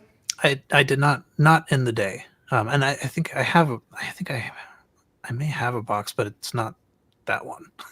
Well, this is Rev D, so I get the feeling this looks like the kind of box that would have changed with every edition. Like that, it looks almost like the old Apple developer discs. If you get the CDs every time, like every time it's different. I love those.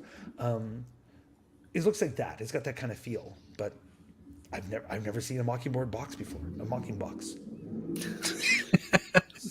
$400. Yeah, I think don't these. have one, Paul. I don't have not only I don't have that box, but I think actually I may only have a Mockingbird that is a clone. So So here you go. And this is like the whole thing. It's not just the box. Although I was interested because of the box. You get the actual Mockingbird for this, and like it's a whole set, the floppy and everything. I just never had a Mockingbird.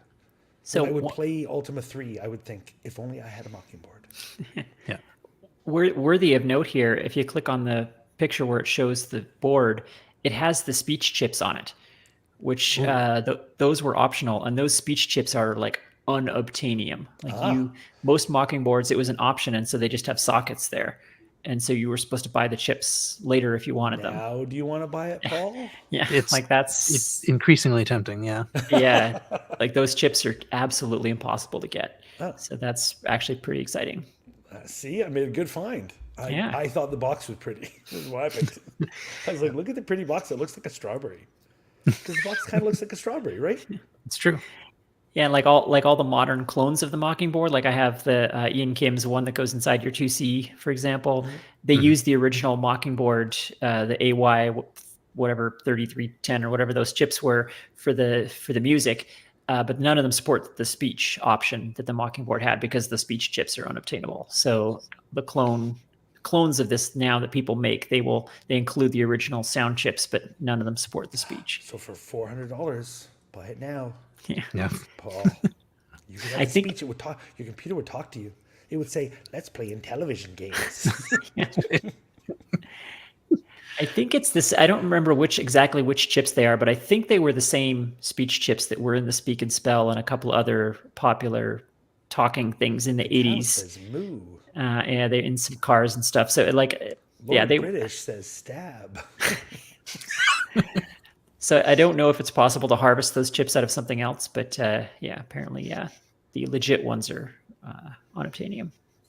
Paul, it's calls to you, Paul. Yeah. Very nice. So anyway, that is my first. We'll see if Paul bites. My second thing is super fun and thematic. And there's more than 10 available, so everybody watching can rush out and buy it if they want. But 1979 was the year of VisiCalc. Mm-hmm. But 1983 was apparently the year of InVisiCalc. It's the computer joke that has America laughing. This is a 1983 joke disc. It's a floppy disk with no disk inside it. So it's like the casing for floppy disk.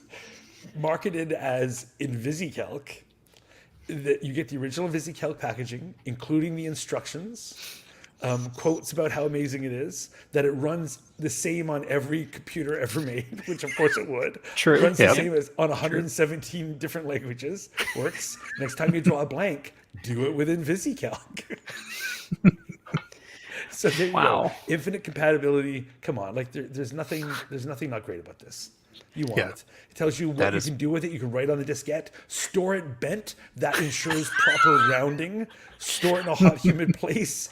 Regularly run magnetic fields. Or better yet, tape it to your TV. This eliminates bad auras and vibes. Like, come on.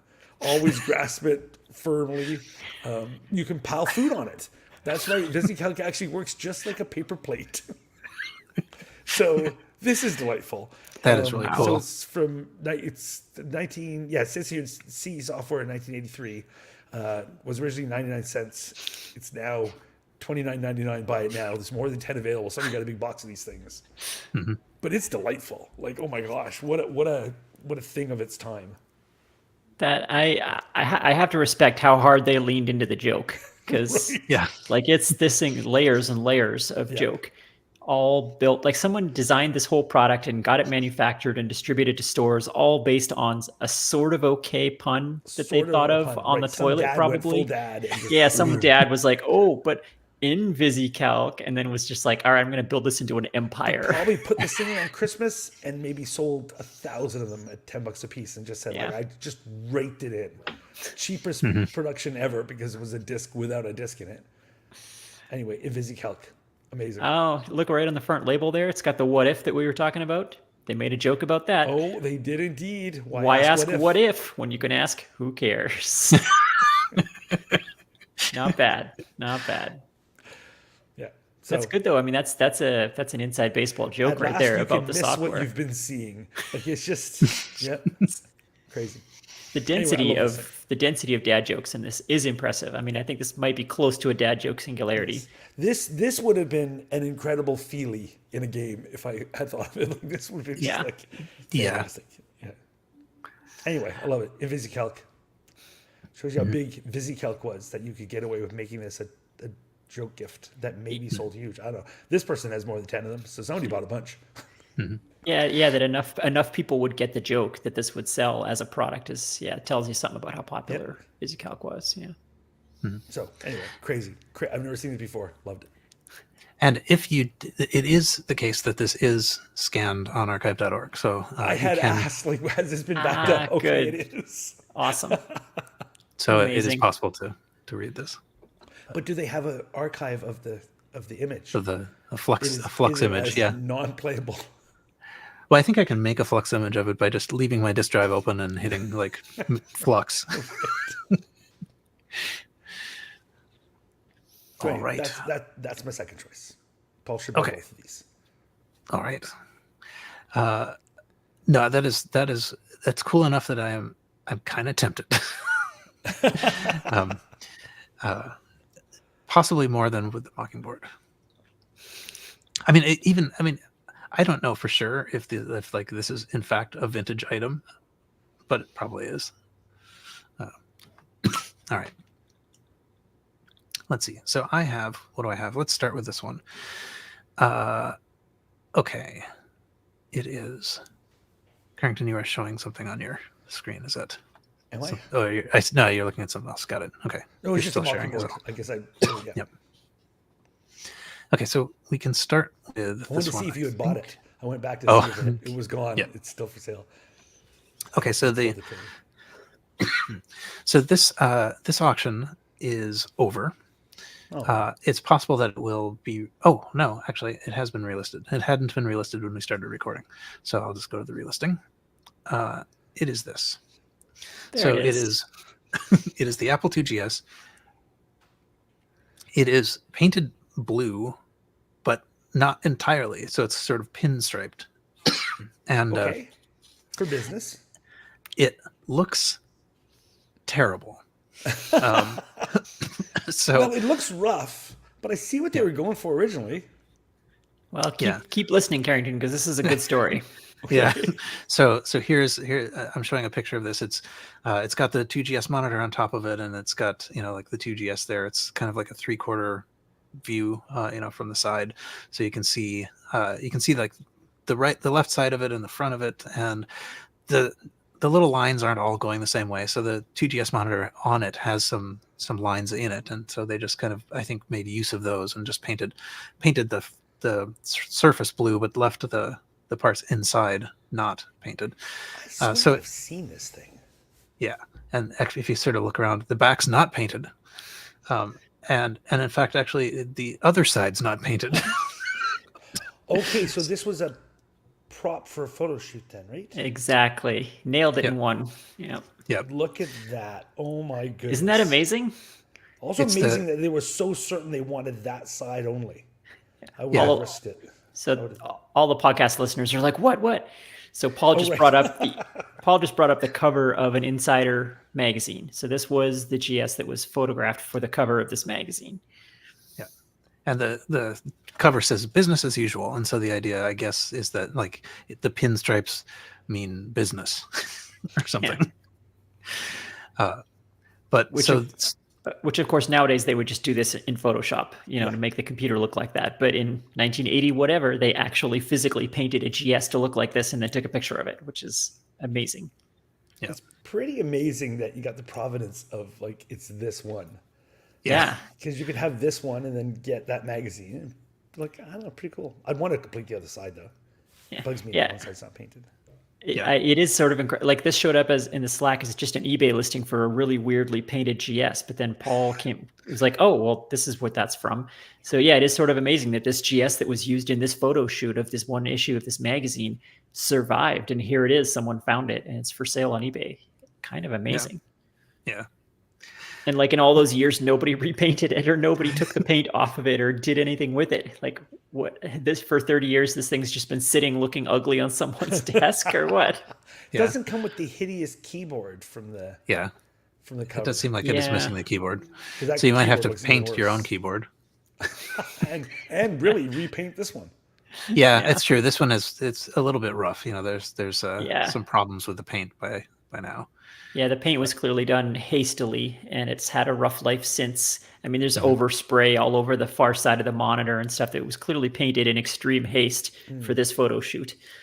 But it's not like this was done carefully. I bet they just put a bunch of tape on it and then just paint it. Yep, I'm sure that's what they did. Is threw a little bit of tape on it. I like a painted computer.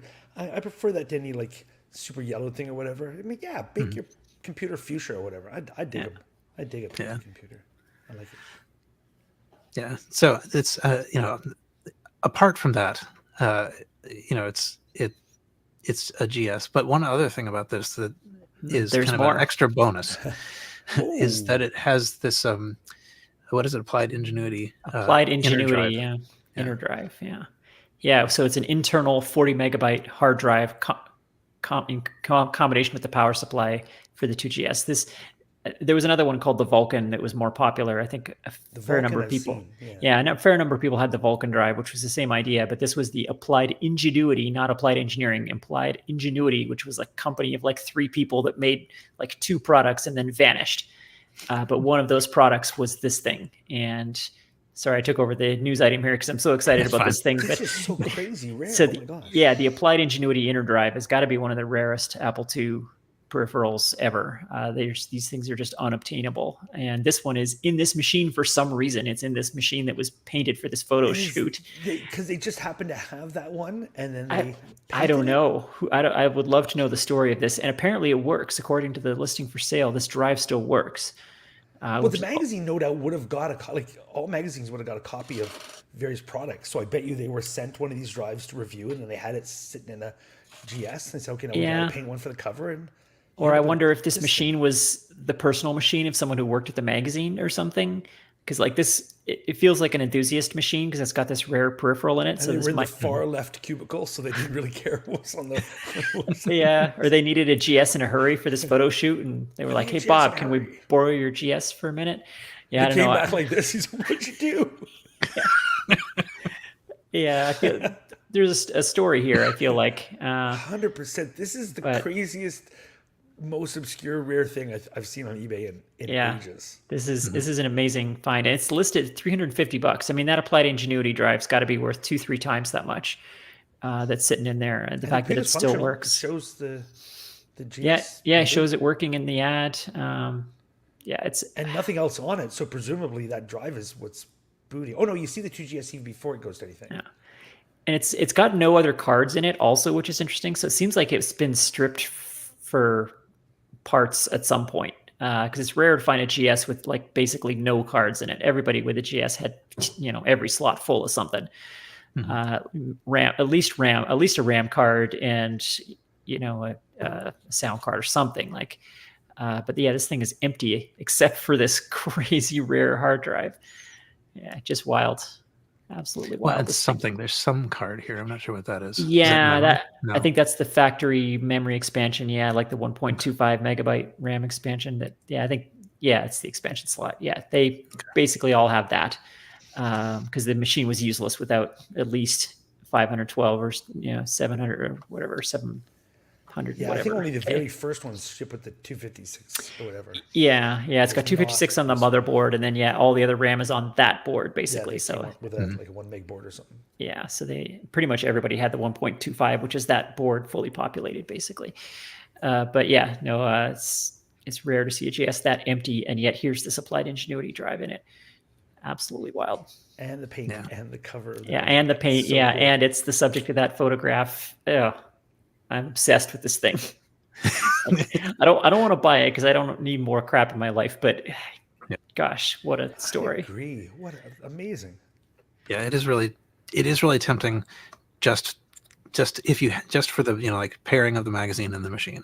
Yeah, it would make such a good display. Like if someone had a museum or a collection that people to have the machine sitting there at that angle with the magazine framed above it. Like what a good display that would make, because it tells the whole story about like how they did magazine photo shoots in those days, because they didn't have digital photo editing. So they, did everything analog and real time, and with a little bit of lighting trickery, they physically painted the machine because that was how they had to get the artistic look that they wanted, just to make this thing matched the headline business as usual, because it was the theme of the magazine issue.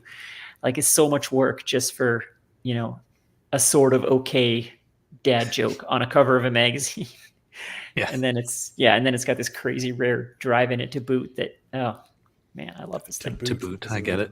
Yeah. So I'm going to take credit for that too. Speaking of your dad jokes. Yeah. The secret of my life, by the way, is that I'm accidentally funny all the time. And then if it's in writing or something, people assume I'm doing it intentionally, and I'm really not.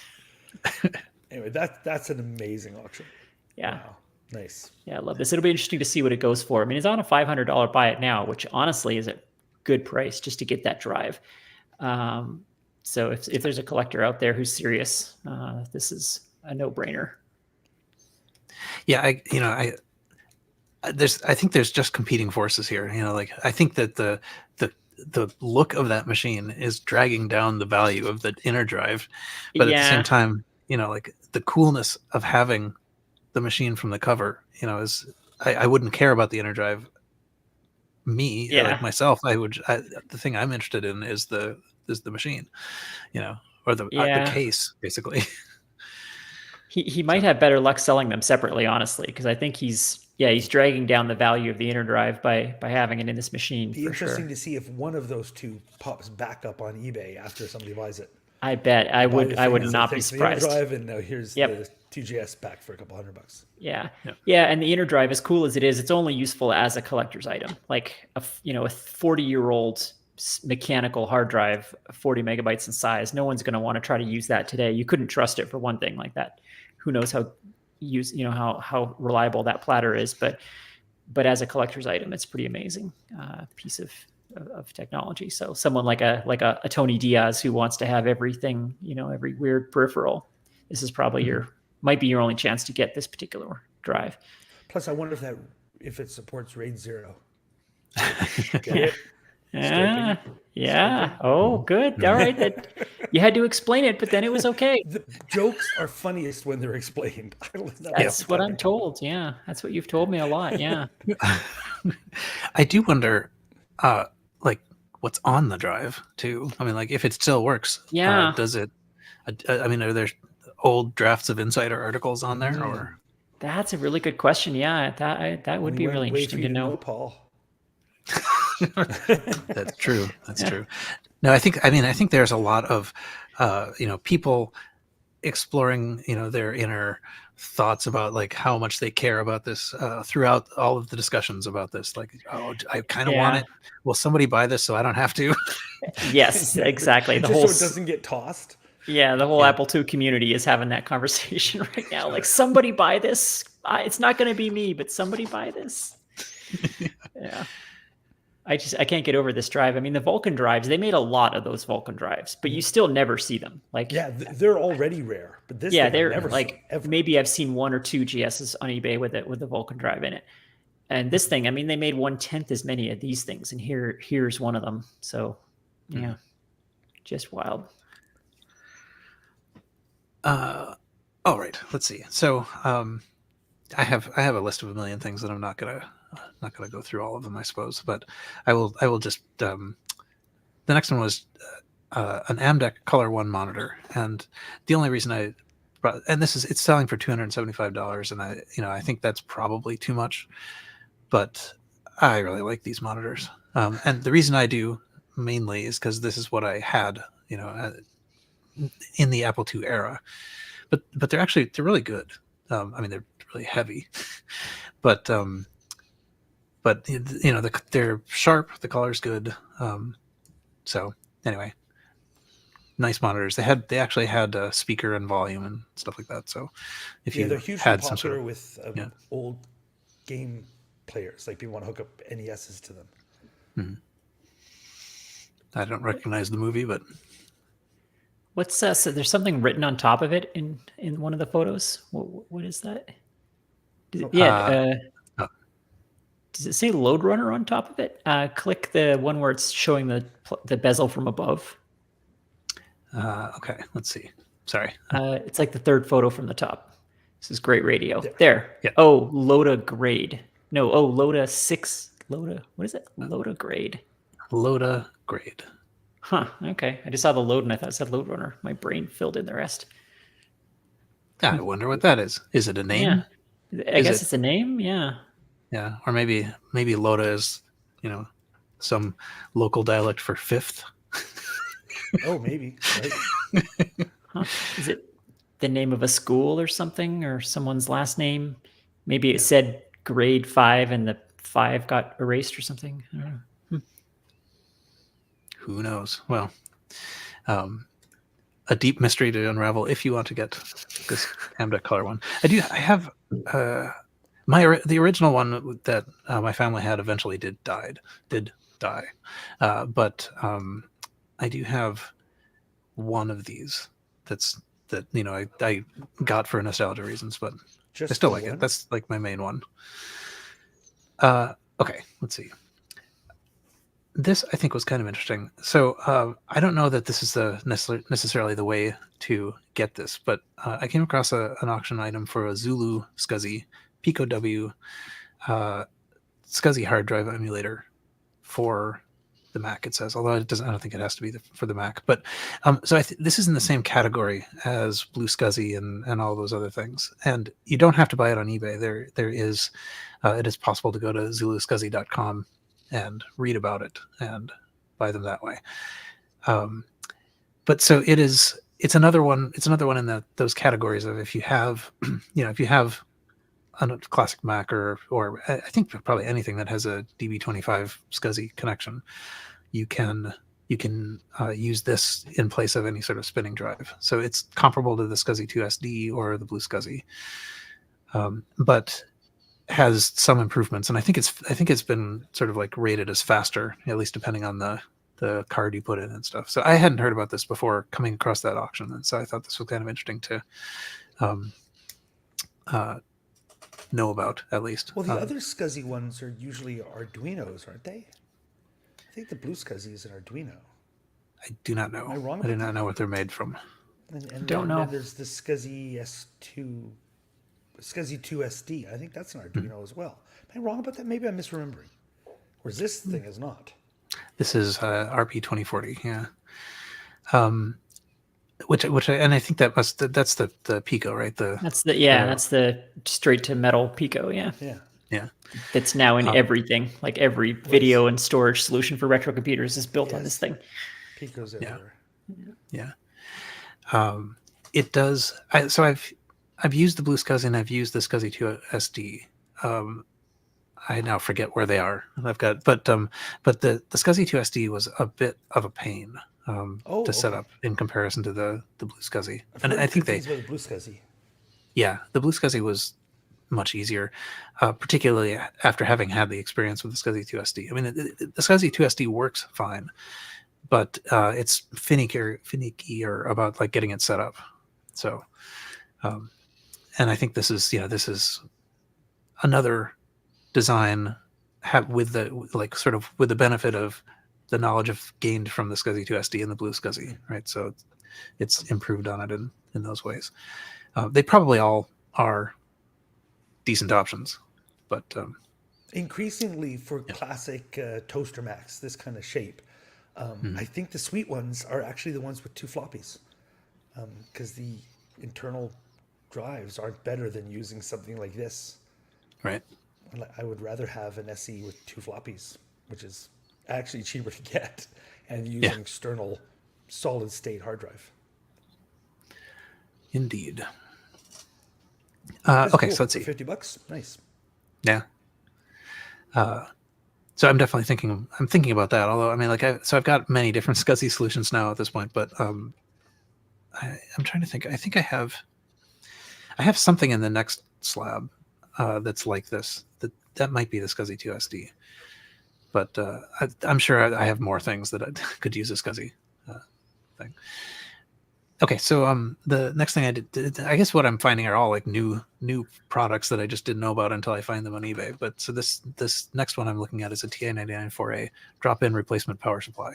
Oh, handy. So it's relevant for one thing, because it is TI-99/4 related. But it basically just allows you to I don't know, replace the old power supply with something that is less likely to fail or have failed. So anyway, if you didn't know such a thing existed and you have a have a TI-99/4A, I totally got distracted because I was looking at a picture that said 12V on it, and so then of course 12 came out of my mouth. But anyway, $45, might save your machine. It's, I think, pretty easy to replace, and I also think it's reversible, so no soldering or cutting. Nice.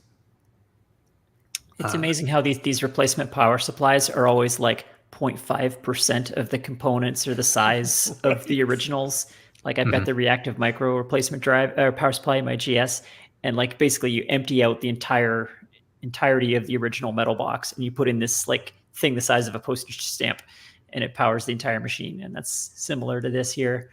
Yeah. The reactive micro one is a little bigger than that, but I mean, not much, honestly. Like, yeah, power supply technology has just gotten so much smaller. It's pretty hilarious. It's pretty wild. Yeah. Sticking to the theme, here is a Mac SE and SE30 power supply replacement. So for this same kind of thing, again, discovered on eBay. I don't know if there's another way to get it. Actually, I think this is in fact the manufacturer of it selling it through eBay.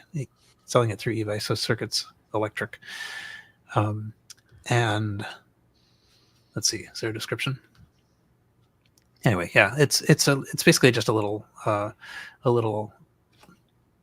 don't know, credit card sized thing. It looks like that you, with a bunch of black bricks on it, and you just replace the bits inside your power supply. So if you want to see it actually happening, there is a video that shows like the 3 different kinds. Oh, and there's also an ad, but there's a video that will show the 3 different kinds of power supplies that you could have in your SE or SE30, and like how you go about putting this in. And it seems pretty straightforward, and it seems like not a terrible idea, particularly if you have one that doesn't work, but maybe even if you have one that does work for now. Yeah, lots can go wrong with it. So what the heck? Yeah. So anyway, I didn't know that existed. Doesn't surprise me that much that it does, but I wasn't aware of it before now. Nice. And what was it? It was so it's $135. So it's not cheap, but it seems about right. Let's see. What is this? Oh, okay. I did not realize when I was looking at this just how much this is all new products and not old fun stuff on eBay. But so another thing I came across, which this actually is really super cheap, but it's Atari SIO to PC USB-C drive emulator adapter. And so what it is, you plug it looks 3D printed. You plug it into your Atari, so it's got the SIO port end on it, and then the other thing is a USB-C connection. So, and I'm sure these things existed for USB-A as well. It looks kind of nice. It has a little light up Atari logo or like whatever that is on the side. And so all this it is cheap, but all this is really like a serial connection to your computer. So the emulating action happens on your laptop or your Raspberry Pi or whatever it is. But this is just a way that you can plug it into your physical Atari. So then you run I don't know, they give some like aspect or respect software to kind of do this communication with the actual Atari, and then you can run software that's using ATR files or other sorts of things. So on AtariProjects.org, there's some instructions about like how you can get one of these things up and running. But if you lacked the adapter is this one for, oops. Well, okay, I don't know what that is. Come back. The adapter is this one for $15.25. That's cool. Yeah, I would like one of those for the Apple II, because honestly, it's kind of a hassle to have to move disk images back and forth on SD cards. Like, it would be really nice if I could just plug a box into my modern laptop and stream disk images directly. Yeah, that's kind of awesome. Yeah. Dang it! Why does Atari get all the cool stuff? Ooh, Atari. Dang it. Yeah. Okay, let's see. I think was there anything else I particularly wanted to mention? Yeah. Okay. One more modern replacement for an old thing. Well, you're on a roll. So this is a Sinclair ZX81 or Timex 1000 keyboard membrane replacement. It's possible that it doesn't change it to not a membrane. No, doesn't make it better. just makes it newer. You liked it so much you wore it out. Here's another one. Yeah. Okay. Sure. It's not super expensive. It's $13. But think of the cost it takes on you personally. Yeah. Yes, the real cost is emotional. You gotta be a person who uses this keyboard. So I think so first of all, the on these keyboards, they do, if you really do use them. I mean, so first of all, you have to really work to type on them, which leads to everything rubbing off, right? I mean, so you wind up with keyboards that don't actually have the symbols on them anymore, right? But now they're Unicode equivalents, so right. But the other thing, I think the real thing is this ribbon. So that has become, very sort of fragile, and dries out and can break. And so I think if you need this, it's probably mostly likely it's because of this ribbon, that your current ribbon has failed. You inadvisedly opened it up, and that's the end of it. So this is just a way that you can replace that. And this ribbon cable is not, or whatever, I don't know what the right term for that is, but it is more flexible. It's less likely to have that happen to it again. But yeah, I mean, so if you have Timex Sinclair 1000 or ZX81 and you actually want to type on it, then this might be the thing for you. I'm kind of shocked how cheap this is. Like, I'm sort of amazed they can be made that inexpensively. I was just thinking that. Like $12 for this? Like, that's, I mean, it's screen printed and multi-layered membrane.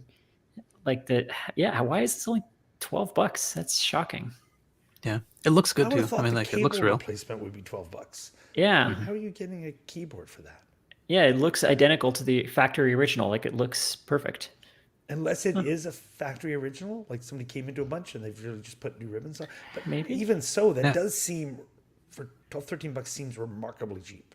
Yeah, no, it does. It says it's they're brand new, high quality replacement membranes, more flexible, modern materials. So that seems bonkers inexpensive, like typo inexpensive. Yeah, totally. Yeah, I mean, if that had been $50, I'd have been like, yeah, that sounds about right.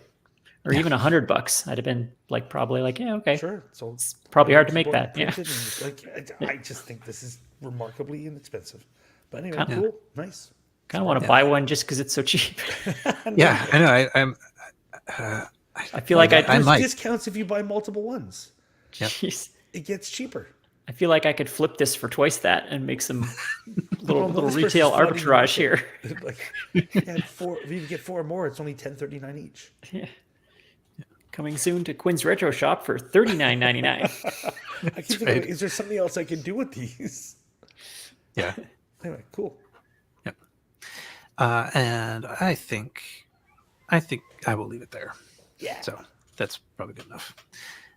So you can there's your trip through eBay of like all modern retro replacement stuff.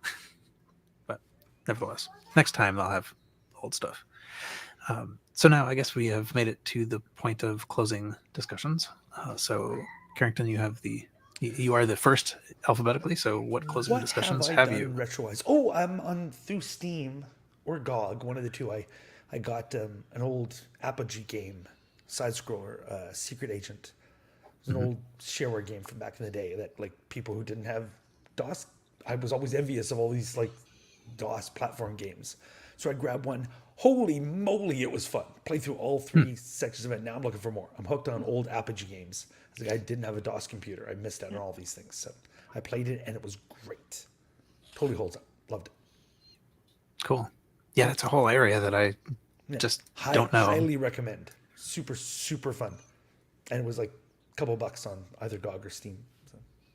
Apogee was they did Wolfenstein 3D, right? Oh, and maybe Wolfenstein 2. All those things. Yeah. I don't know. But they did. Yeah. Secret Agent. And it's great. Secret Agent. Yeah. Awesome. Anyway, I played it. I recommend it. Thumbs up. Cool.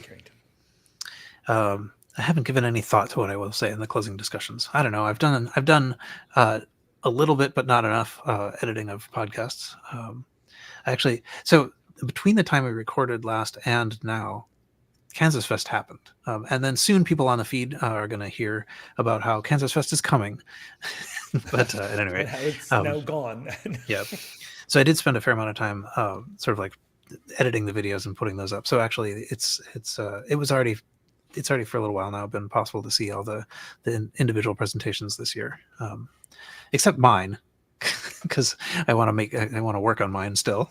But at any rate, but that was cool. That was fun. Otherwise, yeah, I don't know, not a lot going on otherwise. But I still haven't actually unpacked from that trip. So I've got like retro junk all over here, which is not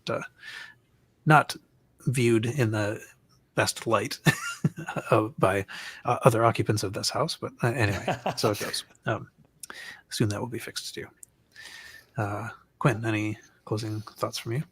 Yeah, my story is similar to Carrington. So speaking of DOS envy, so for one of my great regrets of all gaming history in my personal life is that I never got to play Ultima 6. It was such a tragedy to us Apple II folks that Ultima 6 was the end of Origin's support for the platform. And just to torture us further, there was rumors for decades of there having been a 2GS version of Ultima 6. Probably started by the fact that the manual for Ultima 6 and the box on the back and the fine print said that Apple IIgs was a copyright of Apple Computer. So there was all these indications that maybe, we've since learned fairly recently from people who worked at Origin at the time that there was never any such port in the works. It was considered for maybe an hour, but no actual code was ever written. So the rumored Ultima 6 port never existed. But more to the point, I just always really wanted to play it. I never had a PC that would play it, and I was never a PC gamer. And you can just play it in emulation, I suppose, but I just never got around to it. And I actually have a boxed copy of Ultima 6. I think I got it from a friend who was cleaning out their old computer stuff. I didn't buy it. It belonged to someone I know, but I've been like jealously guarding it my entire adult life. I have had this Ultima 6 box in my stuff for, I would say... which platform is the box for? For PC, okay. Yeah. And I've had it since this friend bought it new. So we played it at his house. And then I think it's him whose copy I have. And so I've had it since it was new from him. It's the only retro boxed game thing that I've ever kept, because that's how badly I always wanted to play this game. And I finally opened the box the other day, which I hadn't done in many, many years. and it's in perfect condition. Like the box is perfect. And inside is all of the cloth maps for all of the Ultima games. My So God. apparently Very this cool. friend, apparently this friend had all of them at some point and combined everything into this box. So all the cloth maps for all the Ultima games are there, including Ultima Online, which included a cloth map of Britannia and a paper parchment type map of the underworld. So How did you yeah, frame them all? so that is what I did. Oh, I hung them on the walls in my retro room, and they're not framed yet. I just hung them on the walls just to get a sense of it. But I think I'd like to frame them. They're kind of a weird shape and size, so I have to try and either go to a custom frame shop, or I'm going to have to find some frames that'll fit them. But for now, I just hung them up as is. But then I was kicking around on GOG, and turns out, so they have all the Ultimas on GOG now, or maybe they have for a while, but I don't know what sent me there, but someone sent me some website. I clicked on a link somewhere, and they were listing, so you can buy Ultimas 4, 5, and 6 for like $4. oh my God. And like what? Like how? But you do have a physical copy to play along. I do have a them. physical copy. Nice. So if I had a physical PC or something, but yeah, so what's cool is, I have the original compendium, the quick reference card. I have the cloth map. So, which if you buy it on GOG, you don't get any of that. You get like a crappy PDF scan, and the PDFs that come with GOG games, no offense to GOG, but they're usually pretty awful, like unusably bad. So you have to go online somewhere and try to find the paperwork. And for the Ultima games, you need it. Like if nothing else, like it has the explanations of all the runes, and it's got, the game expects you to know what's in those books to play it properly. So it's not just copy protection. Like if you don't know that Trinsic is the city of honor, like you're never going to get anywhere, because everybody in the game thinks you know that. And so you won't be able to solve quests if you don't have all this information. And so I started playing it. I just fired it up, and they have this, like, GOG makes it so easy. It's Mac OS, double click and go, launches a perfectly configured DOS box that plays full screen, controls all work. Everything's just perfect. Like it's so much easier than trying to set up an emulator yourself and make all this work. It just works perfectly. And it's a lot of fun. So I've been playing Ultima 6 in my spare time. Finally decided to just play it. Nice. And I am just thoroughly enjoying it. I had to do one hack to it, which is to turn the music off. Weirdly, the game has no option to turn off only the music, so you have to turn off all sound or have both sound and music. And the music is very good, but it does get pretty repetitive pretty fast. So for anyone who's wondering, what you can do is DOSBox supports all of the Sound Blaster cards, and if you download something from GOG, if you dig through the files inside the application bundle, there's the configuration file for DOSBox is in there. And so you can change the Sound Blaster configuration in there, and you can change it to emulate there was one specific model of Sound Blaster that was like the low budget Sound Blaster, and it does not support MIDI. Oh. And all the Ultima music is all MIDI. So if you just switch it to emulate that one crappy Sound Blaster, then the music goes away because it doesn't support MIDI. So that's what I did. And now it's perfect. I have all the sound effects. I've got the ticking clocks and the fire and the hit effects for combat and stuff, but no annoying music. So I'm just living the dream now. Yeah, got the cloth map. I'm taking notes by hand in a notebook, and as you should, drawing little maps. And it's been so long since I've sat down and played an Ultima like properly like this that I've forgotten a lot of the experience of it. So one of the things I'd forgotten is how small your view is. Like it's like you're viewing the world through a paper towel tube. Like it's so small that just to get around the town of Britain, like you have to map it out because you'll get lost because your view is so claustrophobic. Like you can't even see across the road. So you can't tell where you are, unless you have a map of the bigger picture. So that's different than I remember. I never remembered having that problem when I was playing them, but it's definitely real. And yeah, that's basically it. Did you consider streaming your adventure doing this? I've never done that. It's a good idea actually to put it on Twitch or something. I've never done that for video gaming, so I wouldn't even know how to start. But it's food for thought. The other thing that surprised me is I never realized, so the thing that distinguishes Ultima 6 from the others is it's the first flat Ultima. So there's no, like all the other Ultimas, there's an overworld map, and then you go into a town and it loads the town, and then you go around the town, or you go into a dungeon and it loads the dungeon. Ultima 6 isn't like that. It's one giant flat tile map. So you walk around in the town, and then when you leave the town, there's no loading or change of perspective or scale. You just keep walking all the way across the wilderness. So it's a really cool, very immersive experience because the town of Trinsic is actual size on the map. And then when you leave the town, there's no scale change or anything and no loading. The flip side of that, though, is that they were pushing the technology pretty hard to do that. And so the world is a lot smaller than in other Ultimas. So you can walk like north to south, the entire continent of Britannia. You can walk it in about 30 seconds because the whole tile map is one giant tile map that has to fit on a floppy disk and in 640K of PC RAM. So it's not really that big. And like the castle, Britannia is noticeably smaller. It's just one flat castle. In Ultima 5, the castle had like 3 floors, and there was a basement, and there was parapets and towers and everything connected with stairwells. It's just a flat, like one, couple of screens wide is the entire castle. So it's surprisingly small in that way, but that is kind of nice as a modern busy adult who just wants to play this game. Right. Like you can just get around really fast everywhere.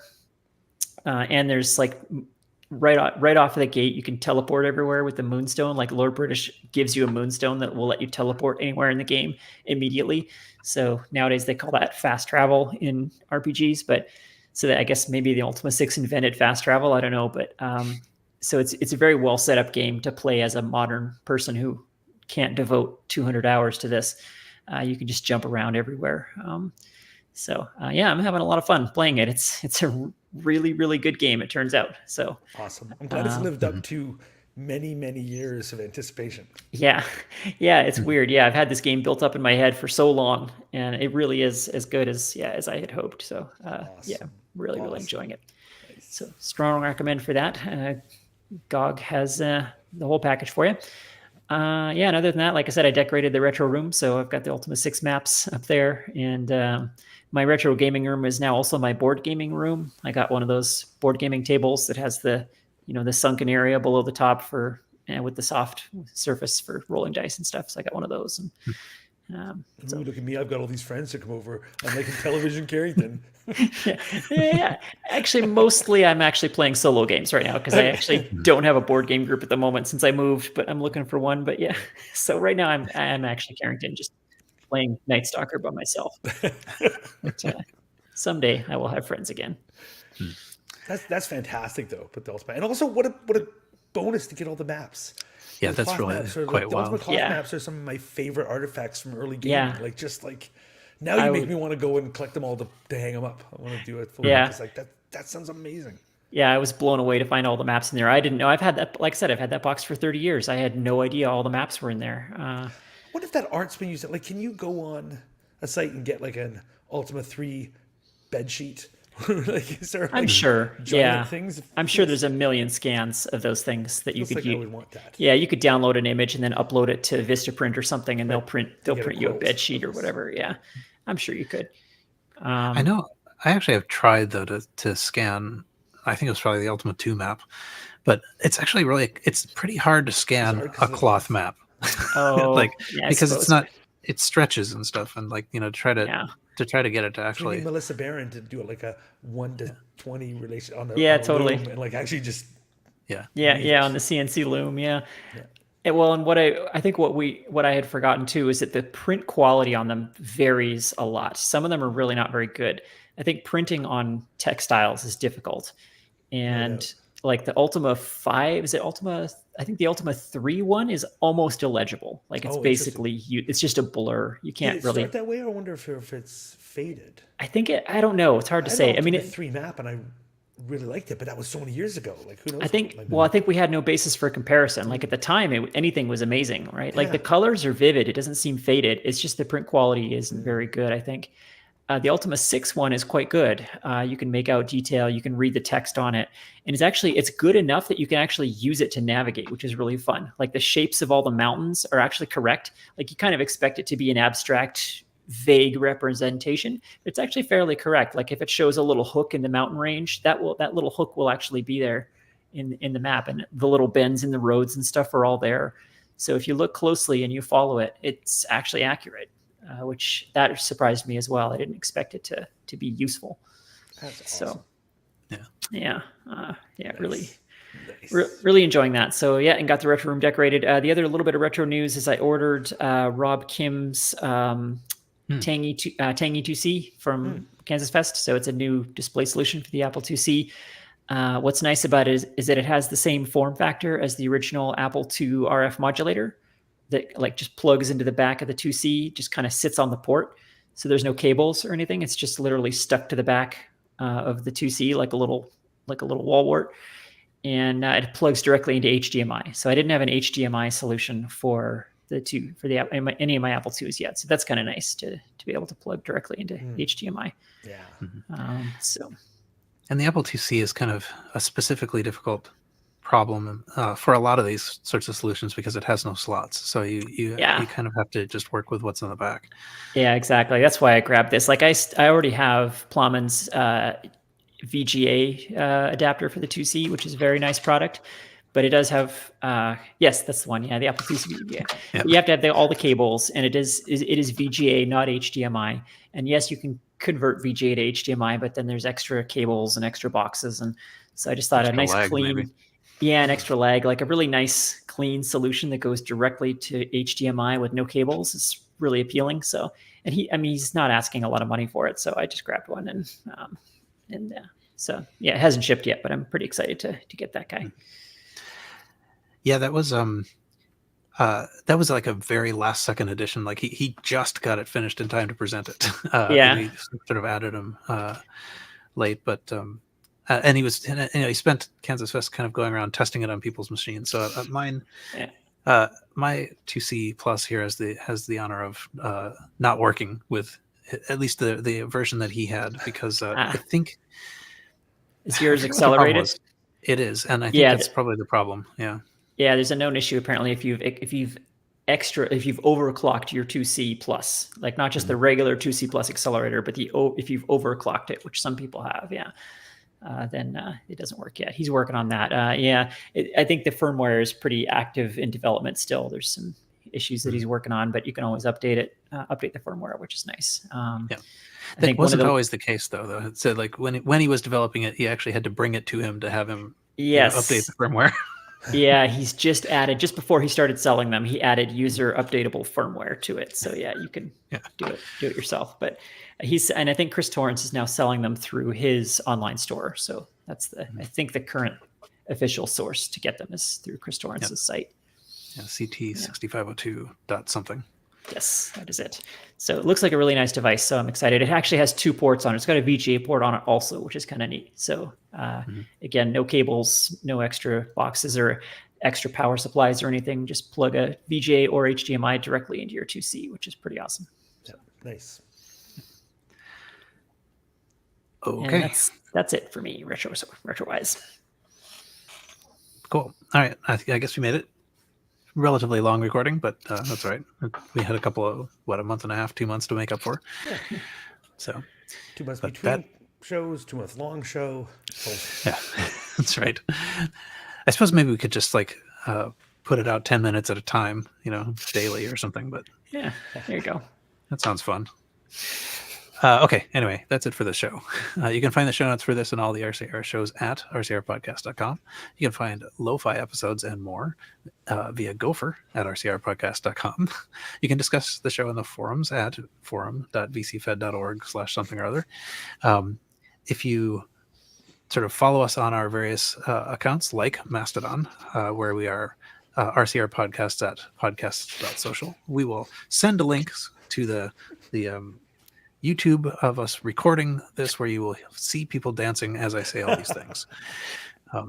You can join our Facebook group at Facebook facebook.com/groups/RCR podcasts, and feedback to feedback@rcrpodcasts.com, like Kay did, and then like we reported.